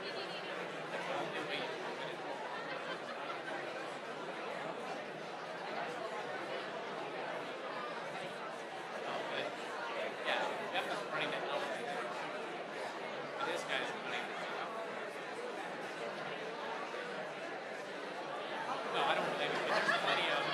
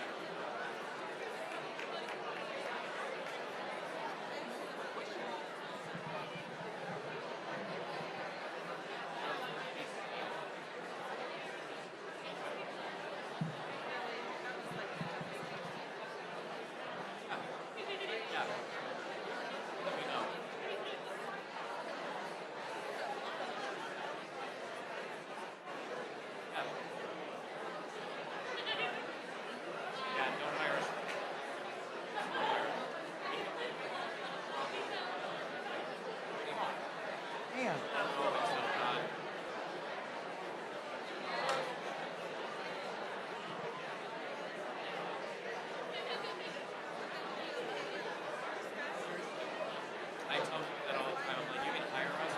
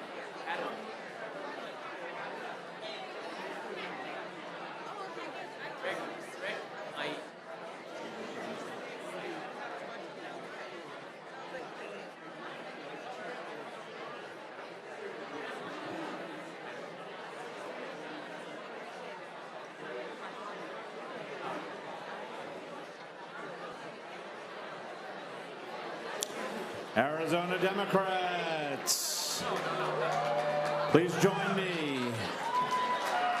in congratulating Charlene Fernandez, who's been elected as the new chair of the Arizona Democratic Party.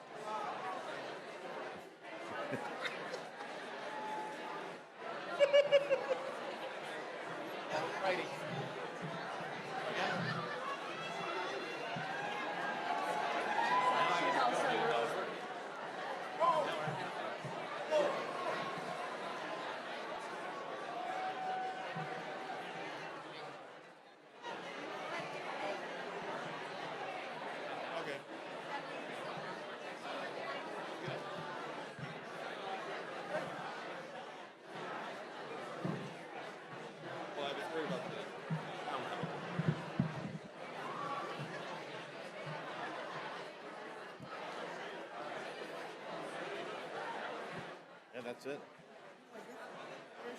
I don't know. Does anyone know where Charlene is?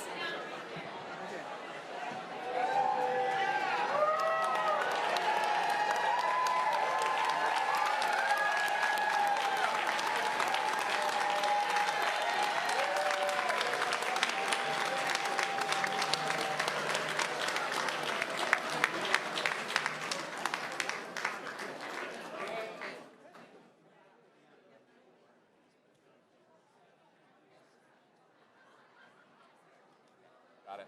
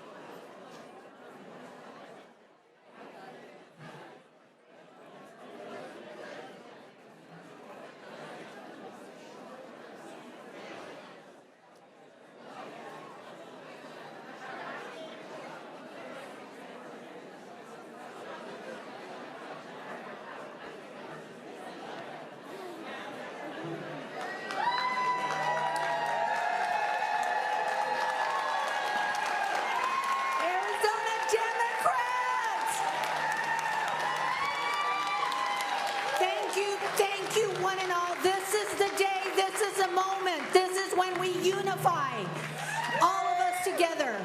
I want to thank every one of the candidates. You're out there. I know you're out there. We're good. This is not the job of one person. It's going to take every single one of you to come together today and for the next 15 months, because in November 2026, we are going to elect Democrats up and down the ballot in every county in this state, all 15. I'm counting on you candidates. So thank you so much. And Arizona legislators, I'm coming for you. We're going to get you the majority. Okay, so I guess we get ready for business. Thank you. I'm messing with that. What's going on? All right, next we have Michael and the rules report. Really moving on from fun to even more fun.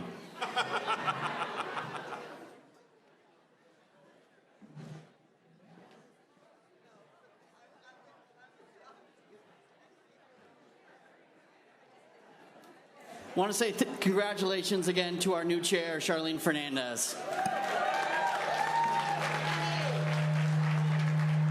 Anybody know what's going on here?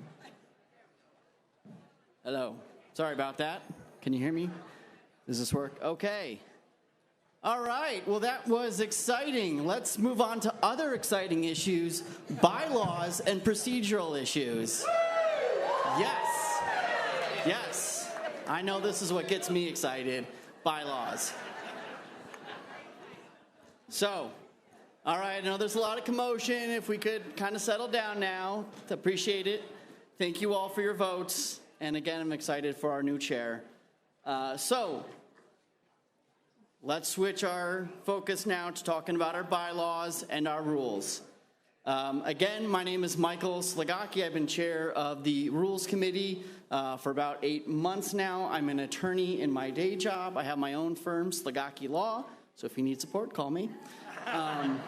So we have a great committee that has been working very hard on these issues that are in front of us. We have people from across the state, individuals from Maricopa, from Pima County, from Mojave, from Coconino, and from Yuma on the committee, so it really has been a statewide effort to develop these proposals. We've had 3 public meetings in the past month and a half or so. We had a rules forum about a week ago where people could publicly bring in their concerns and issues, and we've had a lot of good feedback on the proposals that we've reviewed and analyzed and made amendments to. And I think we have a strong list of issues and bylaw amendments that we have here today that we would like to submit to the state committee for approval. Each of these is going to require a 2/3 vote to be added into the bylaws. So it is a high threshold, but that's because we're changing the bylaws here, not just making a policy. So that is the high number here. Now, there's 6 bylaws here that we're going to talk about today, but I just wanted to take a second to talk about the people's primary and that proposal. There has been an ad hoc committee formed, starting from the beginning, a resolution was introduced at the last state committee meeting in June in Tucson, where there was overwhelming support to address the influence of money in politics, and the party overwhelming said, our party said we need to do something about this, and to pass policy or bylaws to make a change, to address these issues, and to have some weight to it.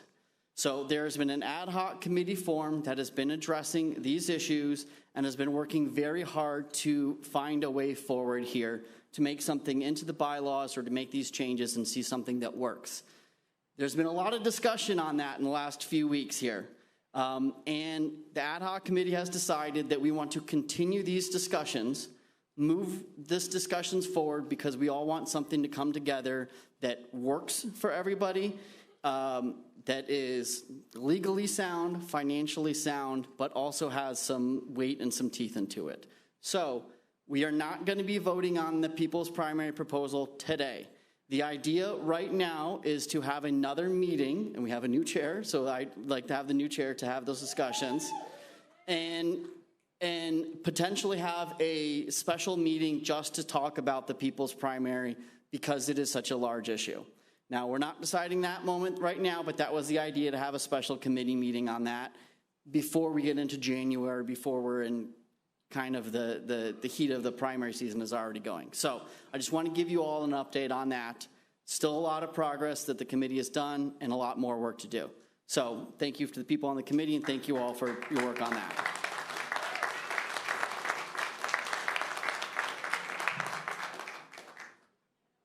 Now let's go over to the next slide here. And I'm just going to do a general introduction here. This is a financial advisory and budget committee that has been discussed for many years. And I'm going to bring up to the stage here Vice Chair Shanna Leonard and Mojave County Chair Diane McMahon, who's going to talk about the Financial Transparency Committee here today. Thank you. It's a laptop battle. Okay. Hello, everyone. This was something, as Michael mentioned, that you asked for starting about 3 years ago. And you asked for it, and you got it. We have been vetting this thing for about 6 months now. We have had a lot of input, and I would like any member of the Rules Committee and anybody that showed up for one of our meetings to stand up and get a hand of applause for making this better. Anyone here? You all are welcome. Thank you. Thank you for coming to the meetings. This has been through the ringer. We have had our treasurer review it, and he has commented that had he had this come in as a new treasurer, he would have had more support. We've had it reviewed by legal. I wanted to tell you basically what it does is it has an advisory capacity to the chair and treasurer. It provides for creating procedures and policies that under which we can operate financially. So it doesn't tell the chair what the budget must be, but it provides for input from all of you. One thing we're gonna need for this is volunteers from across the whole state of people who have this kind of experience in budgeting, in audits, and in finance. So if you know any accountants in your area who have a little extra time, every single LD chair and every county chair will be getting an invitation to have people submit to join it. We've had a lot of complaints that people don't know what's going on. We want everyone. We want a diverse number of people in it. I want to hand it over to Diane to talk about the audit function, which is one of the things that people most ask for. I brought her in because I knew she was an accountant with a lot of experience, and I wanted her to review because I don't have that background. Can we get the next slide up there, please? And there's a lot of language up there. Woo! I recognize that. Read it all. There's a lot of language, but it should all be in your email on the state website. But I just want to put it up there. AZDem.org. Yeah, it is on the website. So I'll say when I was brought into the committee, that's kind of what I saw. But it was a great opportunity to get involved and bring expertise to this process. So I looked at it through the lens of an accountant and an auditor. They were really responsive to making those changes, putting a subcommittee in there for budget and for audit. And so I think this really is what I've heard, what we've been hearing you all ask for. And so I think this is a very responsive and responsible bylaw. Yes, and just to echo again what they said is there has been a push by the party for more transparency and accountability in these matters. And there are millions of dollars that can sometimes flow through ADP. We want to make sure we're using the best resources of those dollars. We want to make sure that more people are involved in this process. So we think we have a really good proposal here. Again, this has been worked on the language at least been worked on for at least 6 months here with multiple drafts, multiple input. We had our attorney look at this. So we think we have a really strong document here today. We are asking people to vote. The Rules Committee is recommending a vote yes on this document, on this proposal. So I think, and it is before the body now. It is, so the proposal is a committee proposal, so it is before the body, and unless there's any objection, we will move directly to a vote on the proposal. Yeah, we can, we absolutely can. So so we'll use the normal process. A motion is moved and seconded. Is there any discussion? This would be the time to discuss it. Yes. Hello, everyone. Greg Freeman, State Treasurer. I am absolutely in support of this. Coming online as a brand new treasurer, the party finances are incredibly complex. We better have millions of dollars going through the state party if we want this all to work. So having a team of experts that know all the pieces, that can get up to speed, there's hundreds of things that we have to do, and it was incredibly challenging getting up to speed. The circumstances made it much more difficult. Having a team like this would have ensured a much more smooth transition, and I think would have kept us out of a lot of the trouble that we ended up in. So I'm absolutely in favor of this. They approached me, I gave feedback. I hope this is something we can do together for myself and for any future treasurers. Thank you. Thank you. I have a question regarding this document.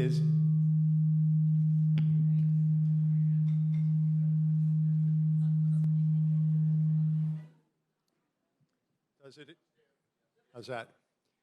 Does it include anything that has controls to manage consultants, political consultants in our budgets?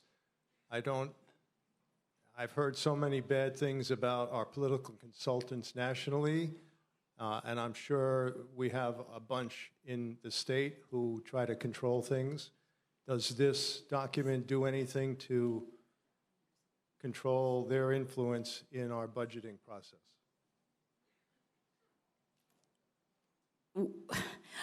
Well, no.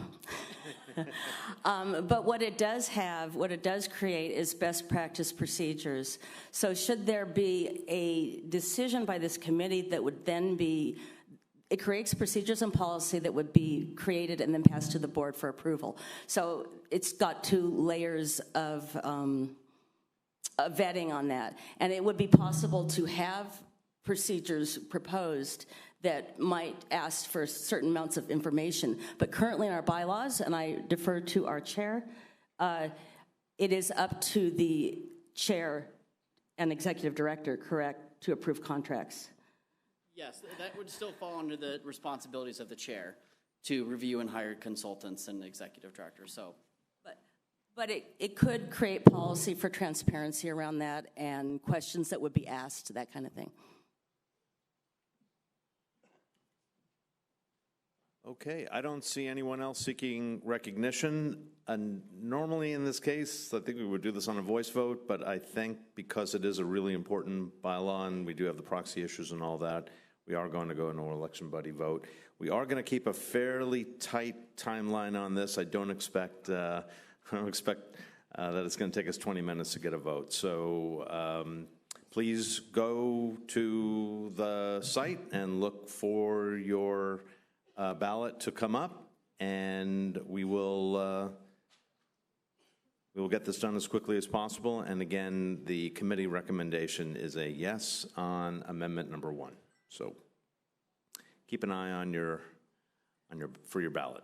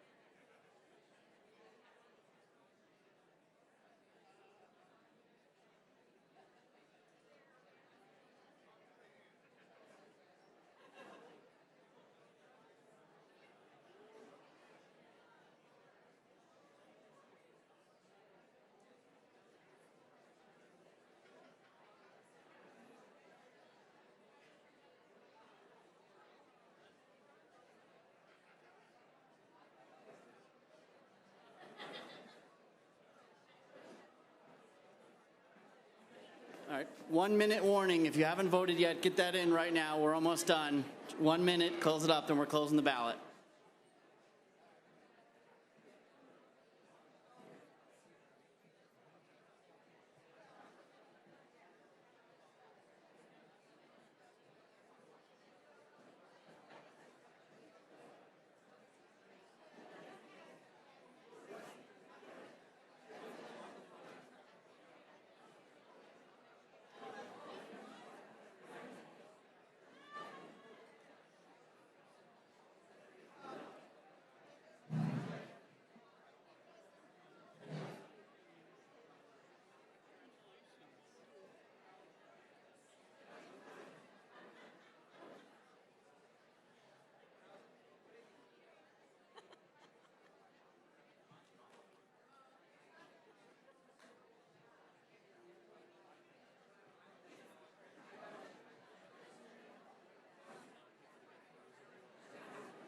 Without me up here?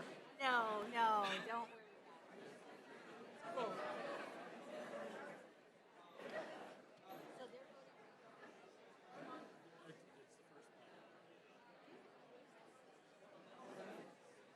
I only have it electronic.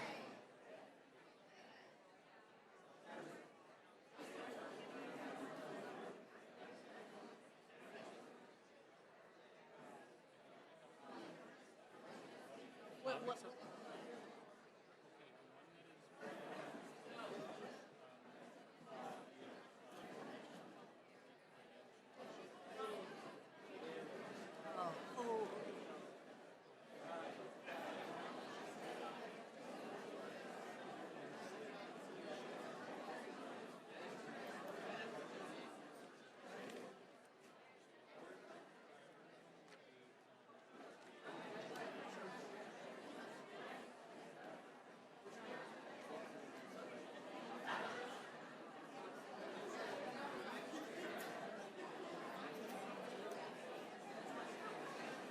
Yeah, you're right.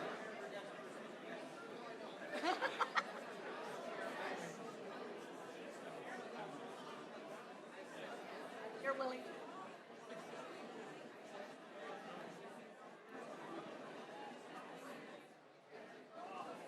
Yeah, you're right.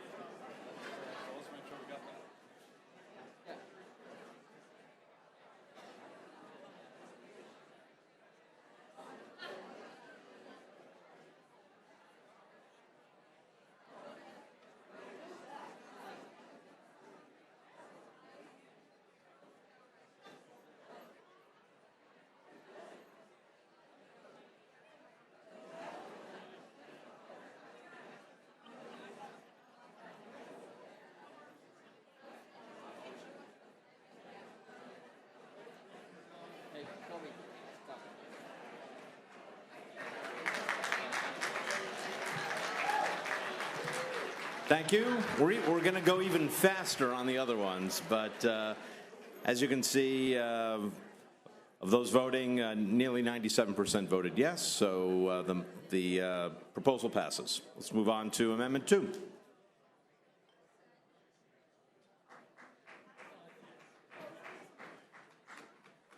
All right, we got a Finance Committee. Thank you, everybody.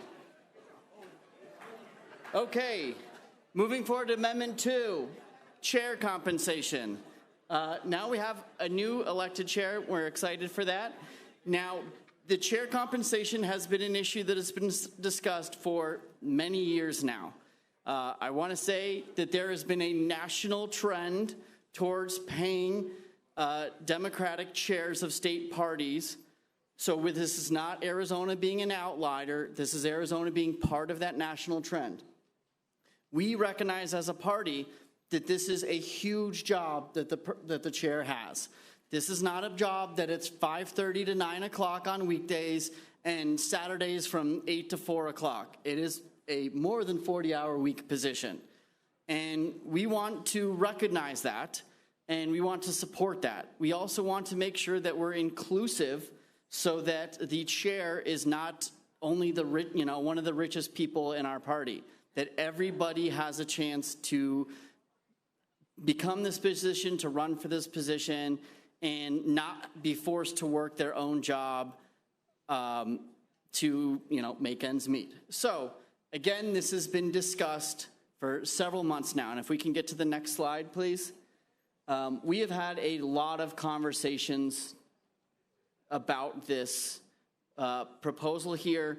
We discussed it prior to the June meeting. It was tabled. We've had more discussions after that, and we just had even more changes to this. So I'm going to just explain this again and about what the language is here. And I want to give credit to the people that have worked on this. Brianna Westbrook was an original proposer for this. Gary Jones in the back here has done a huge amount of work for this. The Rules Committee has done a lot of work reviewing other forms, and this is what we believe is a good proposal. So it says, the state chair shall receive compensation commensurate with executive leadership in comparable state Democratic parties, members of the Association of State Democratic Committees, and based on the Arizona Democratic Party's financial condition. That was something that we added recently because we want to make sure that we are evaluating that in accordance with what ADP can actually offer. Compensation of the Arizona Democratic Party chair shall derive from the general fund and same source as Arizona Democratic Party staff. The executive committee shall determine and approve the amount and type of compensation before July of the year prior to the election of the chair. The idea with that is the timing of it. We want the amount to be decided before the elections, before we're going into the next cycle of this. So it's not somebody get elected and then they decide how much they want to pay that person in particular. Because we're at a different meeting right now and we have a new chair, we want to make sure we can have these conversations right now. If the chair is not elected at a biennial organizational meeting, the July deadline is waived. Compensation shall be evaluated and may be restructured annually based on the Arizona Democratic Party's financial condition. Again, that's making sure that we're evaluating what our status is and if there are other things that we need to tweak with that. Compensation shall be structured in a manner so that the chair is not an employee under federal or state laws. The idea for this was to make them a contractor type position. There are some issues with making that person an employee of the Arizona Democratic Party. I know that there are concerns on both the ways here, but this is what the Rules Committee has proposed. We had our ADP attorney, Jim Barton, give insight to this, and it was his recommendation, and he is also an employment attorney for this. Now, there are good and bad parts for being a contractor versus an employee for this. But we're recommending it in this way right now. And we think that this is a good document that puts it into the rules, makes it official, allows ADP to pay the chair, but gives some wiggle room for the executive committee to talk about some of the details here. We're not putting in a number here. We're not putting in different issues like that. It's letting the executive committee discuss some of these things. Now, I want to preemptively say beforehand, there's been a lot of conversations regarding incentivizing the chair, right? Like, well, maybe it should be like a sales type position where if you go raise $5 million, you get a little extra money. And I find that uncomfortable. So I don't, personally speaking, I don't like that. But it does create some other issues there, right? We want the chair to be working on fundraising, but there's 100 other things to do. And in terms of benchmarks, well, voter registration is important. So how do you say that the chair doesn't individually register 15,000 voters? That's a whole group of people that does that. So when you put into benchmarks, it kind of makes it more difficult, at least my opinion, the opinion of the Rules Committee here. So that's why we kind of created this broader view of this that makes it official, puts it into the rules, and allows this to happen. So the Rules Committee discussed this. We're recommending a yes vote by the state committee here today. So thank you for your consideration. I think the motion has been, or the rule has been submitted. The amendment, the proposal is before the body. I will now take debate. Generally, I'm in favor of the proposal, but I am concerned about the phrase, "the chair is not an employee." And I was wondering if you could elaborate a little bit more on why the decision was made that it would not be an employee. And also, if she cares to comment, I would like to hear from our new chair whether she feels it should be a contract or employee position, if she cares to comment. The idea, and I know that there was a healthy discussion over this, if you're an employee, it includes other benefits such as healthcare, vacation time, other services that require, I don't know what I'm drawing a blank right now, but Social Security, taxes, things like that. So it involves some of these other issues that an employee has versus a contractor. Contractor, you just get a check. Here's the amount of money you get every month. You're in charge of your health care. You got to figure out, in your time for vacation time, things like that. So it gets into a little bit more detail with that, but that's kind of the top line of it. And I know that there are some thoughts on it, but it's also a little cleaner because if you have an employee that's the chair, that's responsible for the rest of the staff, that oversees the executive director, then who's really the authority, the top of the staff member? I think it gets awkward. So that's at least my thought on it. But I don't know if our new chair would like to comment on it, but that's at least the Rules Committee.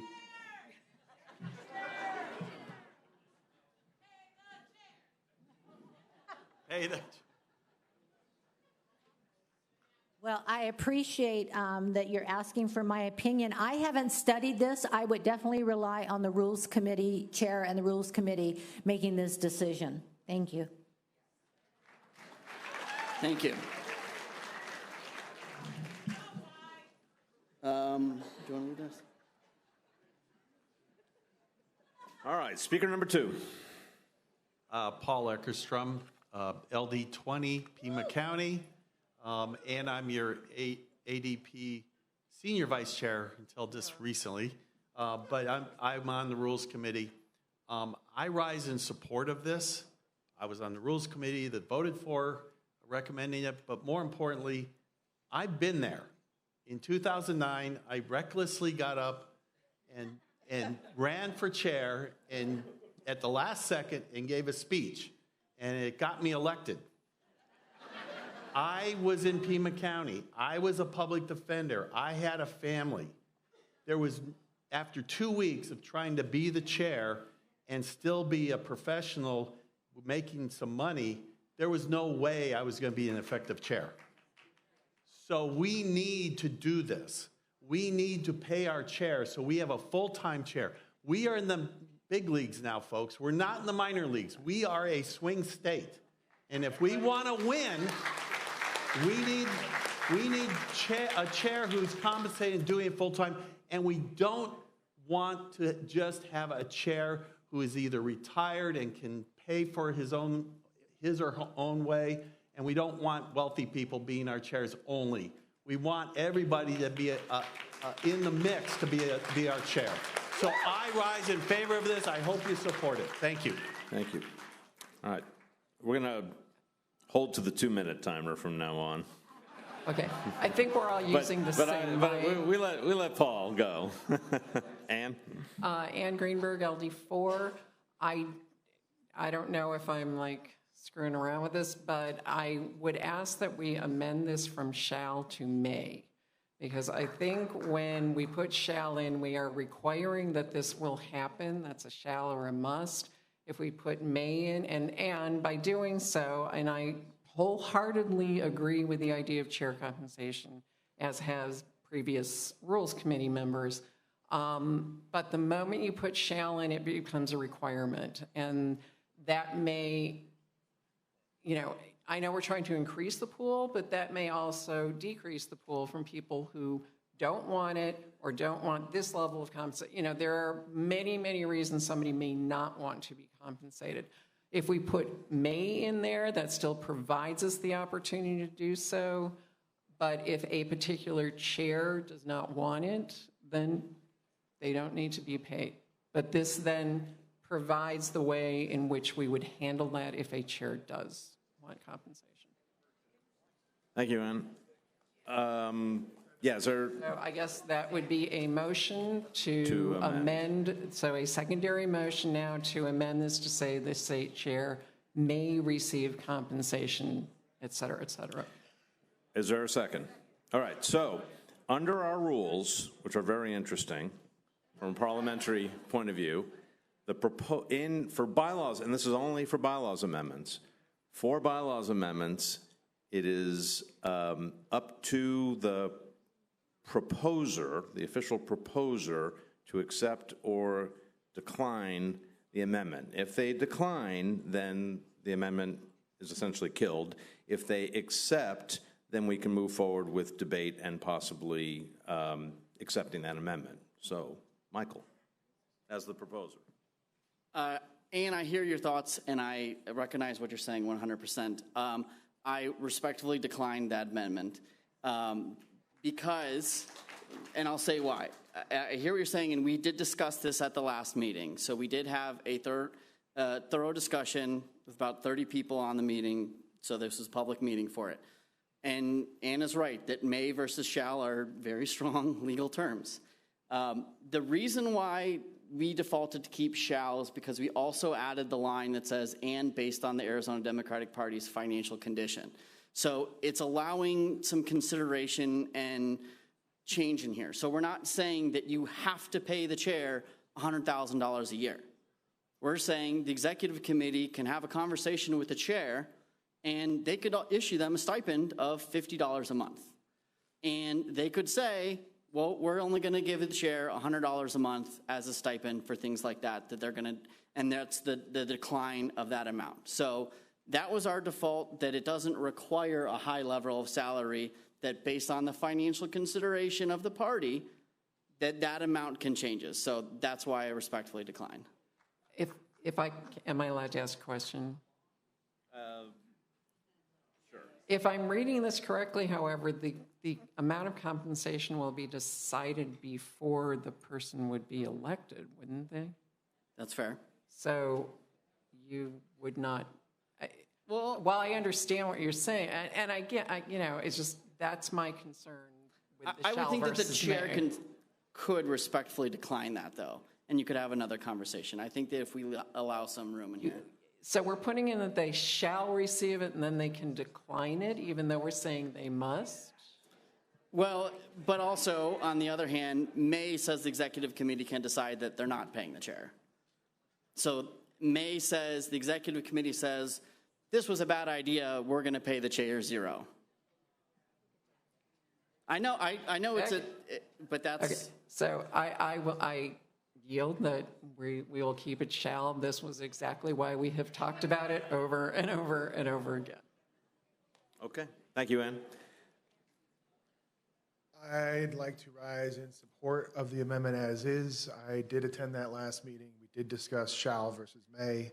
I think the party's financial condition being in that is good. I actually had a competing bylaw amendment. I want to thank the Rules Committee and the people on the Rules Committee for changing what we did have to something that allowed for the financial condition to be considered. And I would just ask that everybody vote on this as is, and if we need to make changes, we can make changes. But we do need to pay our chair, and we do need compensation for the person who's working for our party. Thank you. Next speaker. Brian McMahon from Mojave County, also LD30 Senate candidate. I just have a question. I'm in support of this. I have a question why we're limiting it's only coming from the general fund. There may be times where you get donors that are willing to pay for those things. Why are we limiting by saying from the general fund?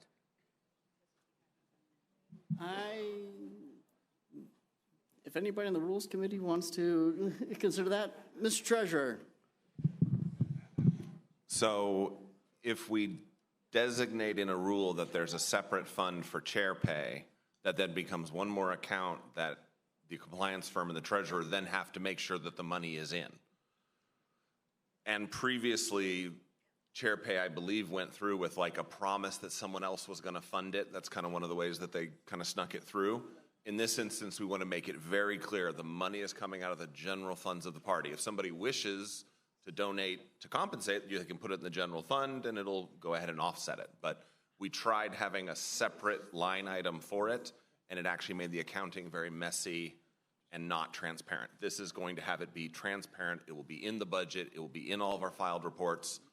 It's the cleanest way to do it based on what I've seen. And just to follow up, I understand that. I'm just saying there may be times, and especially in budgeting, you may split accounts where you could have, I don't know how many funds you have, but you could have a portion, a percentage come out of, and that doesn't include just the chair. That would also include staff. So I'm just saying, are we limiting ourselves where we might be able to gain additional revenues to pay for that and pay for additional staff if we took the word out general fund? Thank you for that thought, and that's a good thought. I appreciate that. One of the other ideas that we considered is influence. And if we have one donor that's saying, I'm responsible for paying the chair, it just creates opportunities for undue influence on the chair. So, and I say that respectfully, is because we want that to be the same fund. If the person wants to write a check to the party and saying, I want to pay the chair, then by all means. Like, I think our treasurer would gladly accept any. We will accept the check, yes. Thank you. So it was those two ideas for that. So that was, again, why we deferred to that line. So that was what we did. No. Nope. Okay. Time has expired. We have one more speaker. So we're only taking 6 speakers. So the next one is the 6th. Who's it going to be?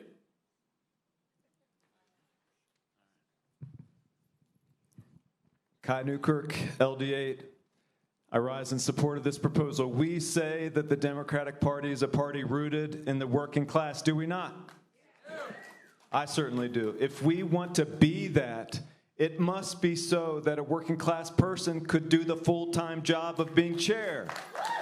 And they can never do that if we don't make it paid. This is a good proposal. It's been well constructed. Let's pass it. Let's send a message. Thank you. All right. That is 6 speakers. Let us, the time for debate has expired. Let's move on to the vote. I have been asked to remind everyone that when you go to the ballot page on your phone, please hit refresh so that you get the latest ballot. So the ballot will go out. Yeah. For something as substantive as this, we should have an official vote through election body. This is a major shift, I hear you, but this is a huge shift. It is a major bylaw component with major financial considerations, so that's why we're going to election body for this. For the record, I agree with that. We're gonna try to make these votes as quickly as possible. So staff will be getting the new ballot out, and please just vote as quickly as you can.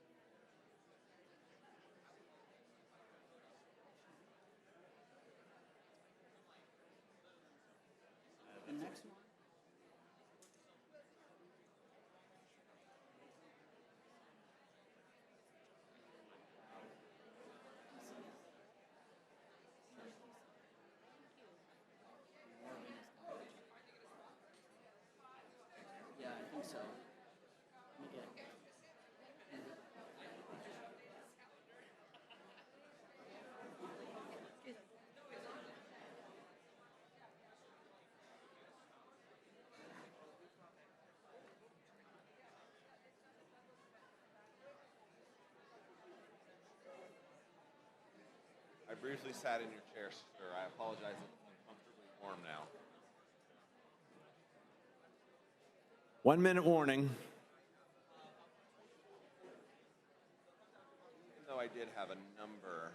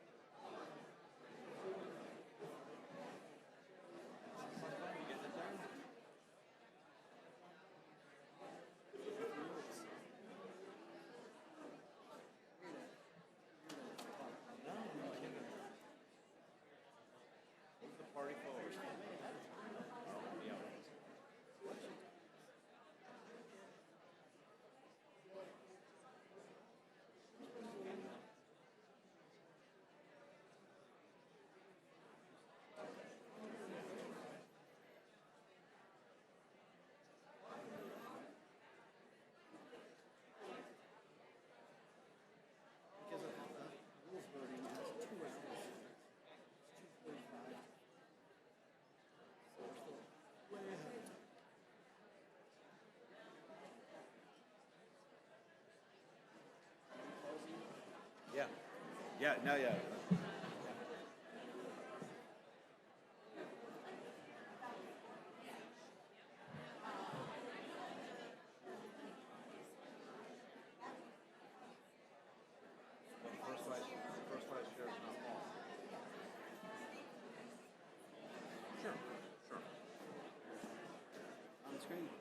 Oh, so it is. There you go. With more than 2/3 of those present, the amendment passes. We will now move on to Amendment 3. Thank you, everybody, for that. That is huge. 500 votes in favor. Wow, that's awesome. So thank you, everybody, for that. That is a huge shift. And thank you for all those who voted and were in on that. Moving forward, we're going to keep moving forward here. We're still great on time. We're moving forward. Excuse me, this is Amendment 3. Excuse me. Jeff? I have my order. Sorry. We're a little out of order. The next one, is it this Amendment 3? Amendment 3 is removal of office. Okay, all right. Sorry, I was off my order, Morgan. All right. The next one that we have is Amendment 3 for removal of officers. And up to speak about this is Jeffrey Tucker, our secretary. Oh my gosh. Thank you, everybody. All right. This amendment is in response to the chair election that we just had, and not the one that we just had, but pardon me, the chair removal that happened in July. Ultimately, our bylaws are they set an extremely high bar. In fact, compared to Robert's Rules of Order, the rule that we're proposing today is actually still more stringent than Robert's Rules of Order. Ultimately, what we are doing here is basically the text would say removal of an elected officer requires 2/3 of members present and voting at a duly called meeting of the state committee, provided that quorum is met. So ultimately, what Robert's Rules of Order proposes is if you were given prior notice, 50% would be the threshold. If you were not given prior notice, 66 2/3 would be the required threshold. So in terms of this, We are still requiring prior notice, and we are requiring 66 2/3. The rationale behind this is, yes, we are still more stringent than Robert's rules, but I really believe that lowering the bar a bit is helpful for our organization. In an organization that is supposed to generate and produce fantastic leaders, we have bylaws that are really far too tolerant of lackluster leadership, and we need to have additional tools to be able to remove those leaders that are not living up to the expectations of the body. So I'm hoping that you will support this amendment, and I welcome discussion and debate on it.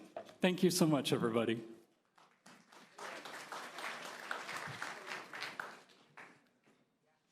Amendment 3 is before the body. We'll take 6 speakers. I'm Nancy Neely from Pima County, LD 19. I'm raising to oppose this. I think removing an officer is a serious thing to do, and why should we be allowing less of a standard than we do for electing the officer in the first place? I think that there were a lot of shenanigans that went on with the removal of the former chair, and I just think that we ought to keep it as strong as we do for our elected officers. Thank you. Thank you. I'm Daniel Abney, Graham County Treasurer, and I have a problem with this because that puts a burden on your rural areas. They have to come from very, very far away to actually make meetings in order to participate. So I feel like it tends to leave us out of important decisions. I don't have the money to come here very often. It's very expensive. It's a long travel. So I'm not approving this myself. Thank you. Thank you. Ruthie? Ruthie Goldkorn, LD 28, Maricopa County. I think that an amendment is in order indicating proxies, which is directly related to what the gentleman just referred to. Members present and voting does not automatically include those who have qualified proxies and are qualified to carry those proxies. We have, obviously, everything is going to be provided ahead of time. The proxies are making themselves known, and whether they agree with the person carrying or not is up to them. But without present and voting, including duly authorized proxies, definitely is exclusionary and needs to be addressed. Thank you. Thank you. In fact, my understanding of the way these bylaws are structured is present and voting includes duly registered proxies. So it does include proxies. I think a clarification, especially for people who don't necessarily follow that. And to me, it doesn't include, because it doesn't say so. I believe in specificity, and I think including duly authorized proxies is an amendment to the language that will be appropriate and not a burden. Thank you. Mr. Chair, I am definitely willing to accept that friendly amendment to All right, so be present and, so let's come up with exact language because we need that. Maybe after voting, comma, including duly members registered. present in person and by proxy. Present and by proxy. Yeah, I like that. Okay, great. And by proxy. Does that work? Does that work for you, Ruthie? Yes, All right. it's fine. Thank you so very All much. right, Thank you, sir. so that's an amendment. Is there a second? Is there any discussion on that amendment? All right, seeing none, let's move. Is there any discussion on that amendment? Yes, yes. Yes, then Yes. on the amendment, on the and by proxy amendment, that's what's on the floor right now. Is that what you want to speak to? Let her Okay, then you please speak to it. Xanth Bullard, Yuma County Chair. there's already Article 11 meetings, Section 3 quorum. A quorum of members of the body that is meeting shall consist of at least 40% of the membership, provided that notice has been given in accordance with Section 2 of this article. Proxies will be counted as members present. A quorum shall be present for all voting. Due to that, this amendment to this article and bylaws amendment is unnecessary. I agree, but it's up to the body. Jeff, you still okay with putting that in, or do you want to? I am, because it does clarify Okay. this statement a lot further and doesn't require you to look in other spots within the bylaws, which if any of you have ever delved into the bylaws, you know you have to go everywhere in them to find your answer. So. Yeah, the only thing I would say opposed to that as a lawyer is that when you specify something like that, then sometimes you're implying that in other cases that wouldn't be the case if that language is not there. This is true. This is true. So, I mean, again, I think it's pretty clear from what Xantha wrote that present does mean and by proxy. I mean, that's what the bylaws say. But I don't have a vote here. So let's continue on the amendment. Do you want to speak to the amendment to Amendment 3? Yes, please, 2 minutes. To the amendment, I very much agree with Xanth and the parliamentarian's interpretation that it's probably unnecessary and possibly unhelpful. But if we are going to amend it, I would request parentheses around present and by proxy so that the ands, the next and kind of doesn't get, okay, you get it. And I'm Prius Intheration, LD 18, senator and leader.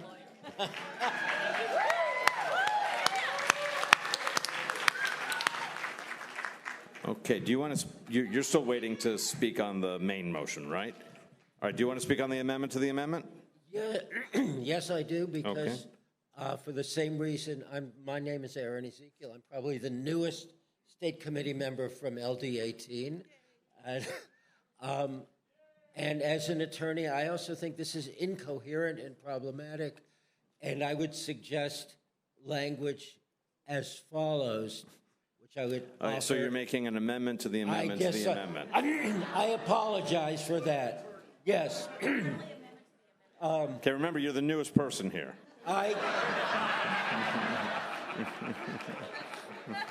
And I can't go back to New Mexico. Present and voting, comma, including by proxy as elsewhere, comma. It's ugly, but it at least deals with your problem, and it also deals with the fact that this is now an incoherent sentence. All right. So that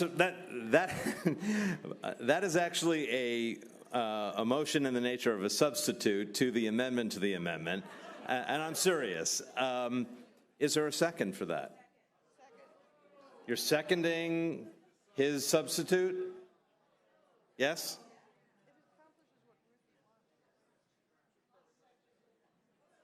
All right, so there is a second. All right, so we're now on the including by proxy as elsewhere. Jeff, are you okay with that? Not really. I just wanted it to be kind of straightforward. Okay. All right. That motion is rejected.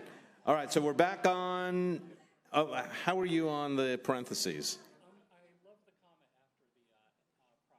Okay, so it'll be just a comma after proxy. We'll leave it the way it is. All right. All right, we've added a very important comma, and so, yeah, and it's in there. Great. Okay, so we're back on the and by proxy comma. Is that what you want to speak on? Yes. Okay. Lois Connell, LD 19. I understand what was said before about making it clear that proxy is involved and is included. The thing is, because it is very clearly stated elsewhere, if that question came up, are proxies allowed, or why are proxies being included, you refer back to the other part of the bylaws rules. Thank you. Bylaws. That makes it clear, because whenever that question comes up about proxy, the answer is right there in that one wording of the bylaws. We start doing this now, we're going to be doing it every time something like this comes up. I think we should just leave the original statement as is. Thank you. Okay. All right. Does anyone else want to speak on the amendment to the amendment? Seeing none, we're going to try this by show of cards. All right. So the vote we're taking right now by show of cards is to insert that language after the word present and by proxy, comma. If you are in favor of doing that, raise your pink card. Put them down. If you're against inserting that language, all right, I'd say the nays have it, and we'll go back to the main motion. All right, you've been waiting patiently to speak to the main motion. Please do. Okay, fortunately, I'm not a lawyer. What? Oh, okay, all right. Well, she's been here for quite a while as well. Well, we'll take you both, don't worry. Okay, Karen Logan, LD 19. I think that this particular issue is so important that every person should have a voice. And I think if you have this as an in-person meeting, this amendment, which I'm against, it takes away the voice of a lot of people. Not everybody does a proxy, but when you have a Zoom meeting, you get the highest attendance everywhere. And all the rural areas have a voice. By doing these in-person meetings, you are eliminating a lot of people who can't come here because it's too far, and they don't have a voice in this party. So I am against this amendment. It should be a Zoom meeting for everyone or a hybrid meeting where people can do Zoom and be here in person. This is a very important issue, and the last meeting we had that we voted a chair out was a fiasco, mostly because of election buddy. But it should be either a hybrid meeting or a Zoom meeting, so everybody feels they have a voice, not just Phoenix and Tucson. Okay, thank you.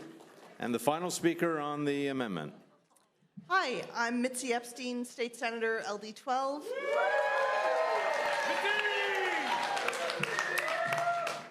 Thank you. When there is math in legislation, I feel compelled to do the further math. And this would mean only 26% of the members of the Arizona Democratic Party could choose to remove the chair. So 2/3 of 40% is only 26% of the whole membership. And that's a very, very low bar, so I would be opposed to it as is.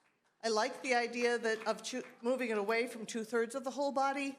I think this is going from 66% down to 26% is too far. Jeff, do you want to respond to that? I accept the proposers' comments, but I really feel that Robert's Rules of Order is still less stringent than we are. So ultimately, what we're proposing here is a lot more stringent than what Robert's Rules of Order is. And again, I really need to stress the argument that our bylaws are protecting lackluster leadership. All right, and with that, the time for debate has expired. We'll now move to a vote on Amendment 3. Staff, if you could send that ballot, check your, we did very well on the last one, pretty quickly, so hopefully we'll do that again. And ballot will commence as soon as we can get it done.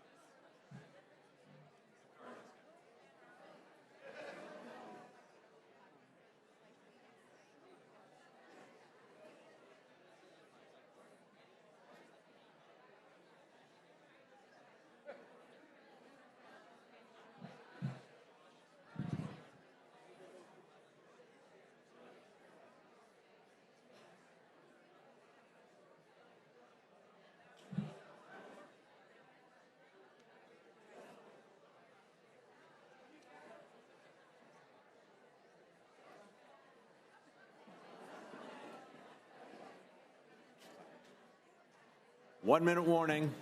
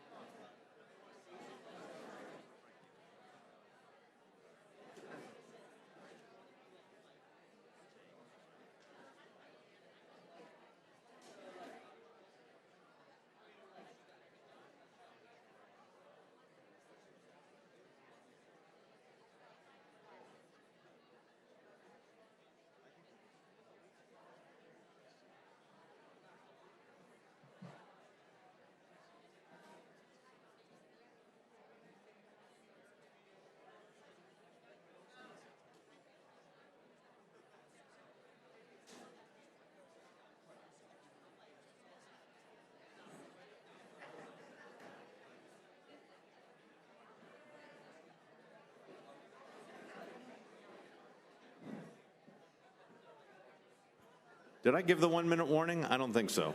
Oh, I did? Okay, all right, we're going to close it.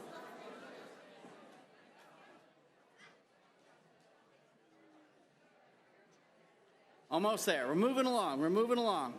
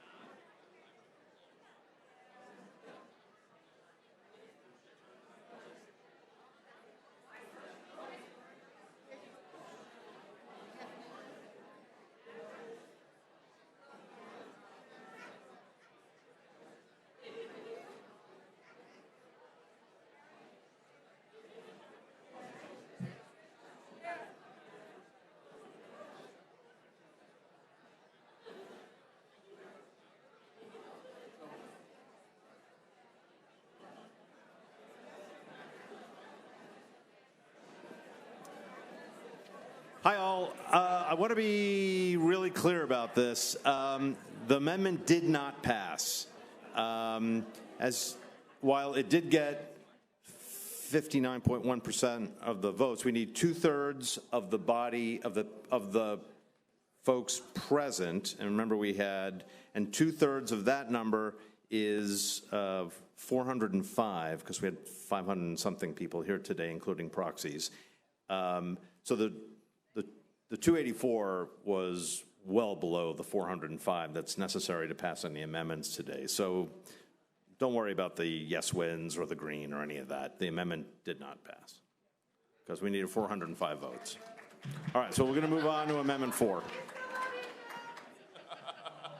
All right, on to Amendment 4. Yes? Oh, right. Thank you. I have been asked to make clear that with our new chair's election, that means that Paul Eckerstrom now becomes the first vice chair and Kim Corey becomes the senior vice chair. Just kind of a formality of that. Thank you. Yes, and that's stated in the bylaws specifically. Now Amendment 4. We're making good progress here, so thank you, everybody. Assigned duties by the state party chair requires approval submitted by Mr. Jeffrey Tucker, Secretary. All right, trying this again. I'm definitely no Nancy Pelosi who would never let a bill to the floor that she knew wasn't going to pass. All right, hopefully we know that this one's going to pass, but maybe not. Ultimately, this amendment is changing a whole bunch of different texts within the bylaws. Repeatedly, you'll see under every different officer and their duties that the duties can be assigned by the chair. And ultimately, there needs to really be a little bit of flexibility in this in terms of the person who is getting assigned that duty, because we are a democratic organization, to be able to say, hey, I do not have the capability to do this, I do not feel comfortable doing this, and ultimately provide that to the body that it is in front of in terms of, on the executive board, let's say I was assigned something and I definitely don't have the skill set to do whatever it is. Like if I was assigned to do the treasurer's job, no.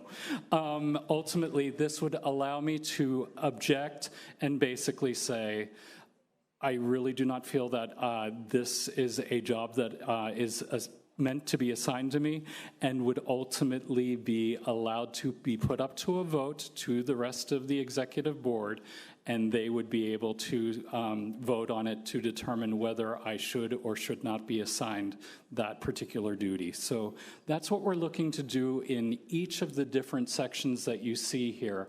Now, all of these are not just related to the executive board. There is one regarding the executive committee, and that is Article 4, Section 3. You'll see that on the lower right-hand corner of the screen. Perform such duties as assigned by the state chair unless objected to by a majority vote of the executive board. So basically, this is an assignment to the executive board. The executive committee. The executive board could determine to overrule that. And ultimately, I am hoping for your approval for this amendment, because right now it's very autocratic and doesn't really give a lot of wiggle room. And I don't think any of our officers wants to be in dereliction of duty as a result of an assignment from the chair that they do not feel comfortable with. Thank you, everybody.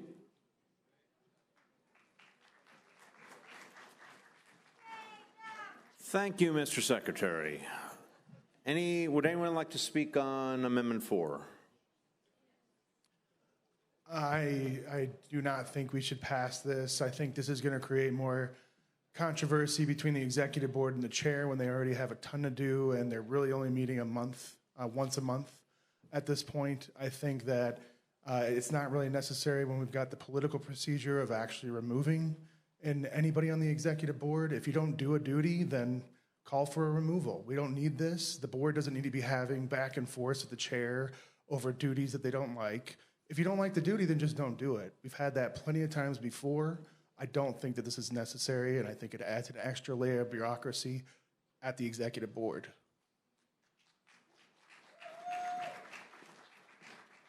All right, second speaker. I'm Nancy Neely, LD 19, and I oppose this amendment also. I think this hamstrings the chairman. If the executive committee can all just say, no, we're not going to do this, we're not going to do that, I don't think that a reasonable chairman or chairperson would ask somebody who has no treasury ability to take over being the treasurer. That's ridiculous. And you have to get things done. And we just went through a period where there was opposition between the executive committee and the chair, and nothing got done. And we elect you guys to get stuff done. And you can't just be saying, no, I don't want to do that, and being pissy about it. That's my opinion. Thank you. And the final speaker. Lois Connell from LD 19, and I want to support the comments by both of the two speakers. I would also like to observe that this comes across to me as a deliberate attempt to undermine the chair, and I don't see any value in that. I'm almost 80 years old, and throughout my life, from the time I was in high school till still today, I have been on many committees as member, political and non-political, as a member and as an officer. And I've never had the experience of a chair or a president of a committee, whatever title you give that person, pointing at somebody and say, you're going to do this, like it or not. That's not the way good leadership operates.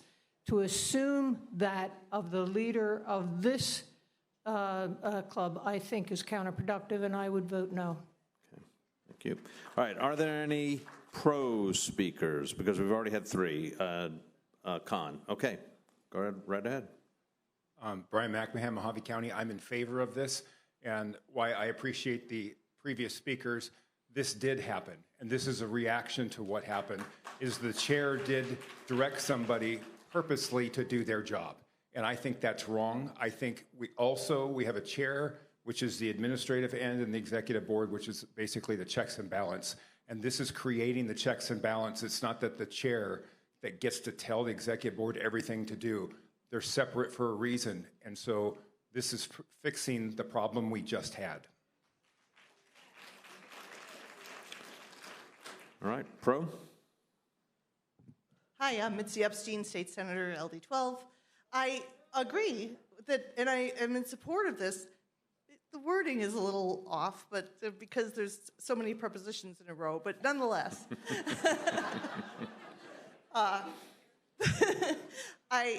This is a very democratic amendment. This helps make the Democratic Party become more democratic. It gives it, as he pointed out, the checks and balances would be there.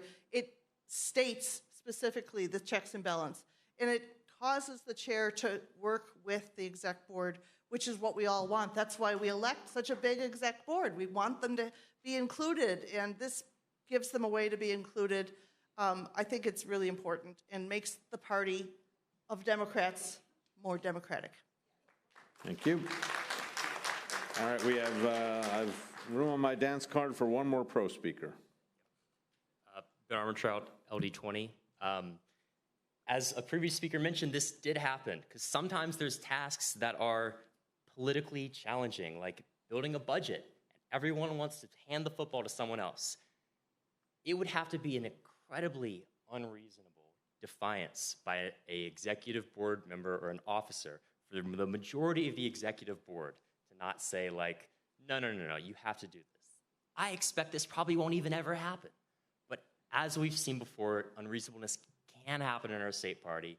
It's good just to have a fail-safe just in case in our bylaws so we can keep moving and people can do the jobs they are good at and were voted to do. Thank you. Thank you. Okay, so we've reached the maximum number of speakers, and conveniently no one else is seeking to be recognized, so we will move to a vote. I will now vote on Amendment 4.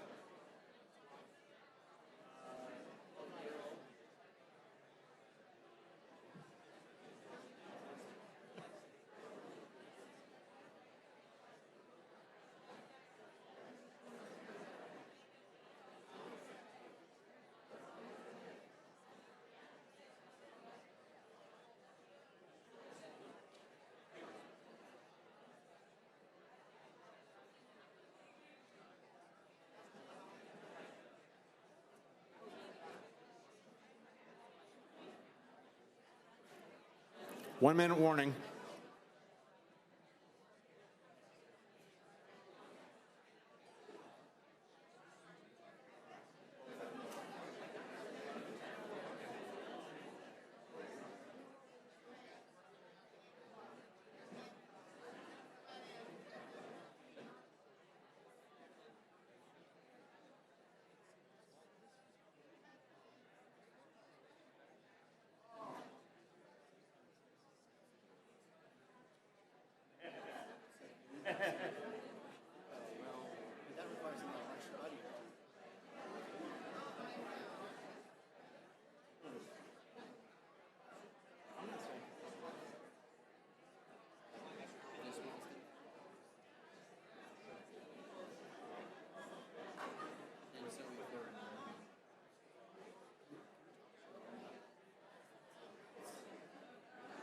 I think that. Look at the room.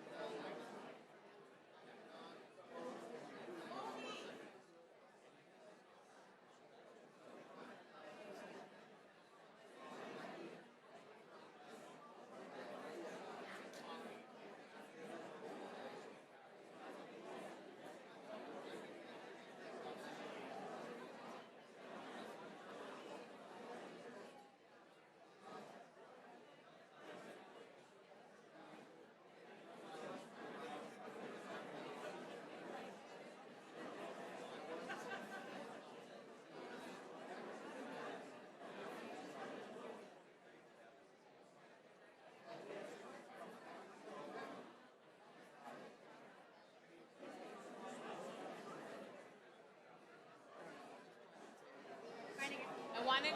To you too, Michael. Good job. Thank you.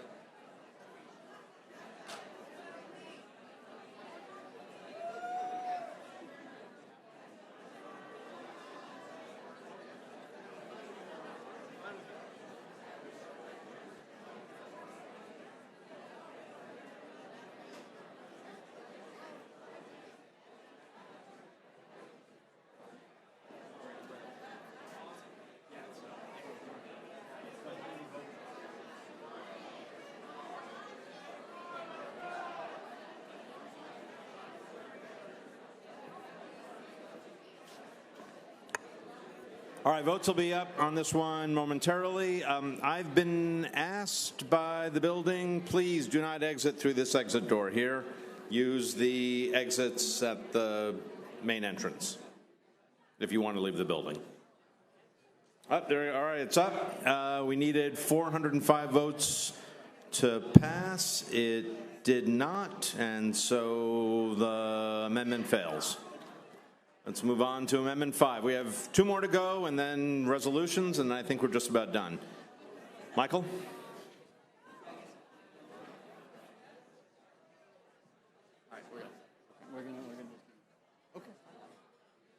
All right, everybody, we're moving forward. We're getting progress here, so thank you. We're doing this.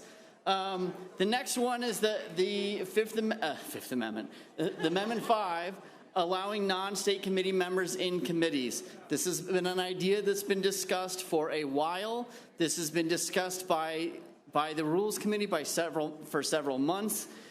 This was initially proposed at the June meeting. It got tabled, so it's back here again, and I'm going to have Mr. Nelson Morgan explain this a bit more. Yes, I'm taking the fifth here. The goal of this amendment is to permit standing committees to have some non-SCM members, some non-SCM Arizona Democrats who are, in the judgment of each committee chair, qualified to serve on that committee by virtue of their knowledge and experience, while still requiring the chair and most members to be state committee members. Many talented and dedicated non-SCM Democrats are eager to contribute to the work of these committees and are currently unable to do so, and I think we should encourage them. In some committees, such as the Census and Redistricting Committee that I chair, it's critical to include members with specialized experience or other qualifications. Non-SCM Democrats may sometimes be more helpful to achieve committee goals. We also always need to include Democrats from counties outside of the most populous ones. And in these more rural areas, there are fewer SCMs and even fewer with qualifications that might be needed in a particular case. Opening up to other Democrats can help.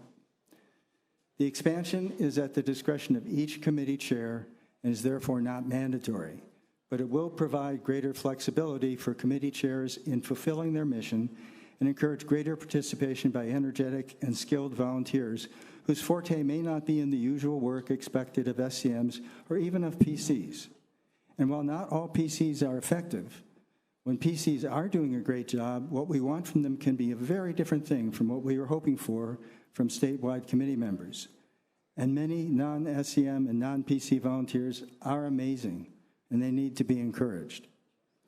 Maybe this next statement is obvious, but allow me. The overwhelming criterion for who is on a committee should be who can be most effective in furthering the goals of that committee, right? Allowing for the flexibility provided by this amendment can help to achieve those goals. And in this time, when we are doing our best to move the state and country forward in the face of huge obstacles, we need to let our party do the best job we know how to do. So I do hope that you will approve this amendment. My recollection is that this was unanimous on the Rules Committee voted. I think it was. Yeah, I think it was unanimous. Anyway, that's it.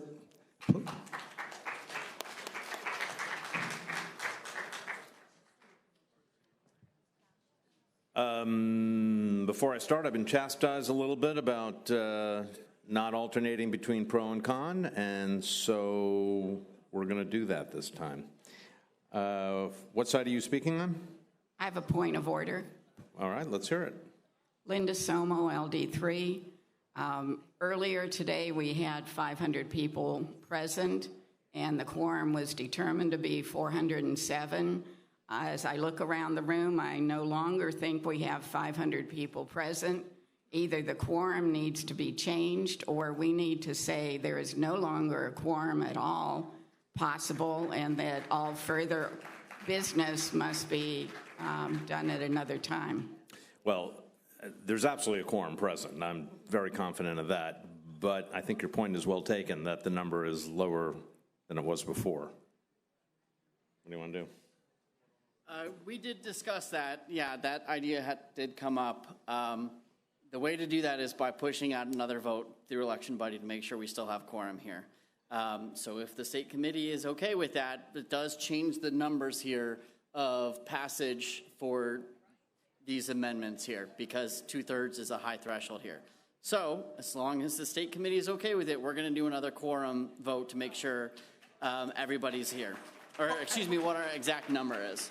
Yeah. Point of order. And just to be clear, what we're doing is, by doing this basically quorum vote, we'll establish a new baseline number, which will effectively lower the number of votes would be required to pass any further amendments. Okay? All right, so that is what we are going to do. We're going to do basically a test vote, and that will establish the new.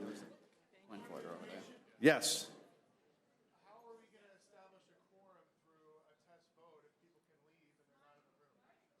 Well, they can. Oh, that's a good point. Guess you gotta have a special word.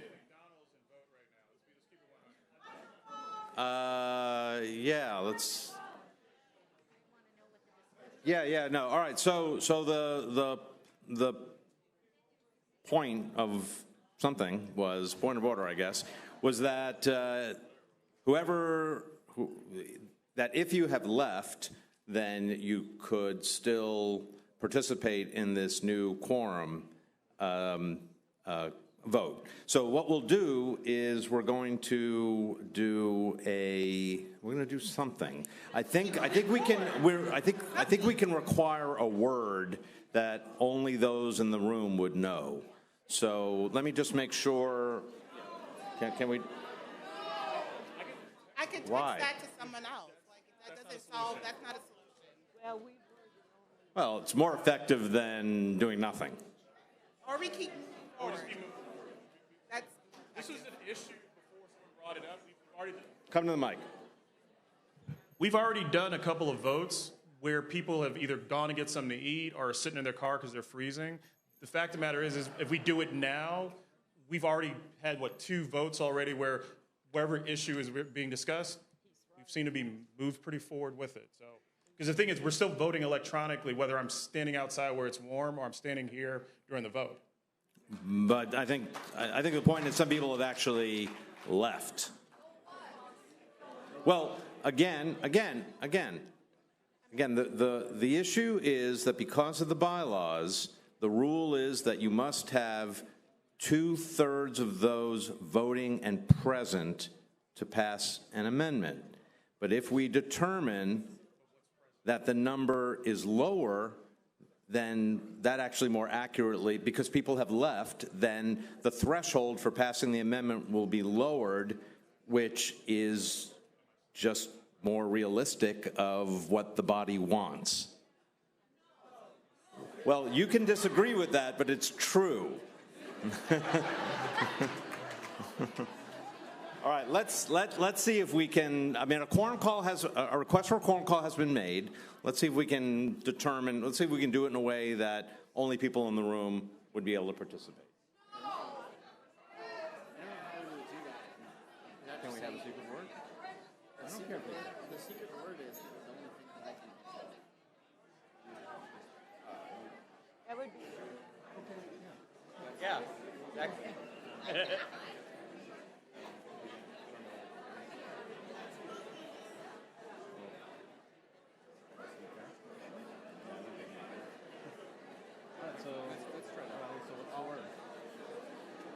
I know. I know. So do we get 3 options or both in the word? Do we do it again? Yeah, that's a good question. Vivian, is it easier to have in person at 15 or is it After they come up with the form. And we'll table 5 again. No. Until next time. No! No tabling anything. Well, and I will get you up. Or I have other meetings. Never.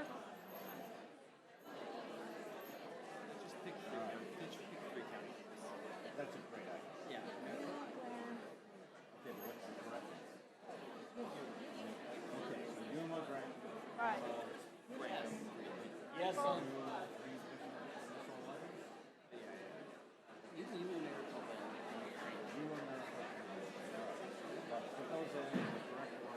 Let me know when the live stream has been paused, and then With the number of votes that we had in the last election, ultimately we need now an 86% threshold. Correct. But that's Yes. why we're Yeah, that's what we're doing. Oh, okay, sorry. Yeah. Oh, no, I just didn't know if anyone did the math. Oh, yeah. Oh, Well, I'm so sorry. I knew it was very tough. Yeah, so just to give people some kind of perspective. All right, so we're doing Yuma. All right, so once the live stream is paused. Yeah. Okay. Pause. Yep.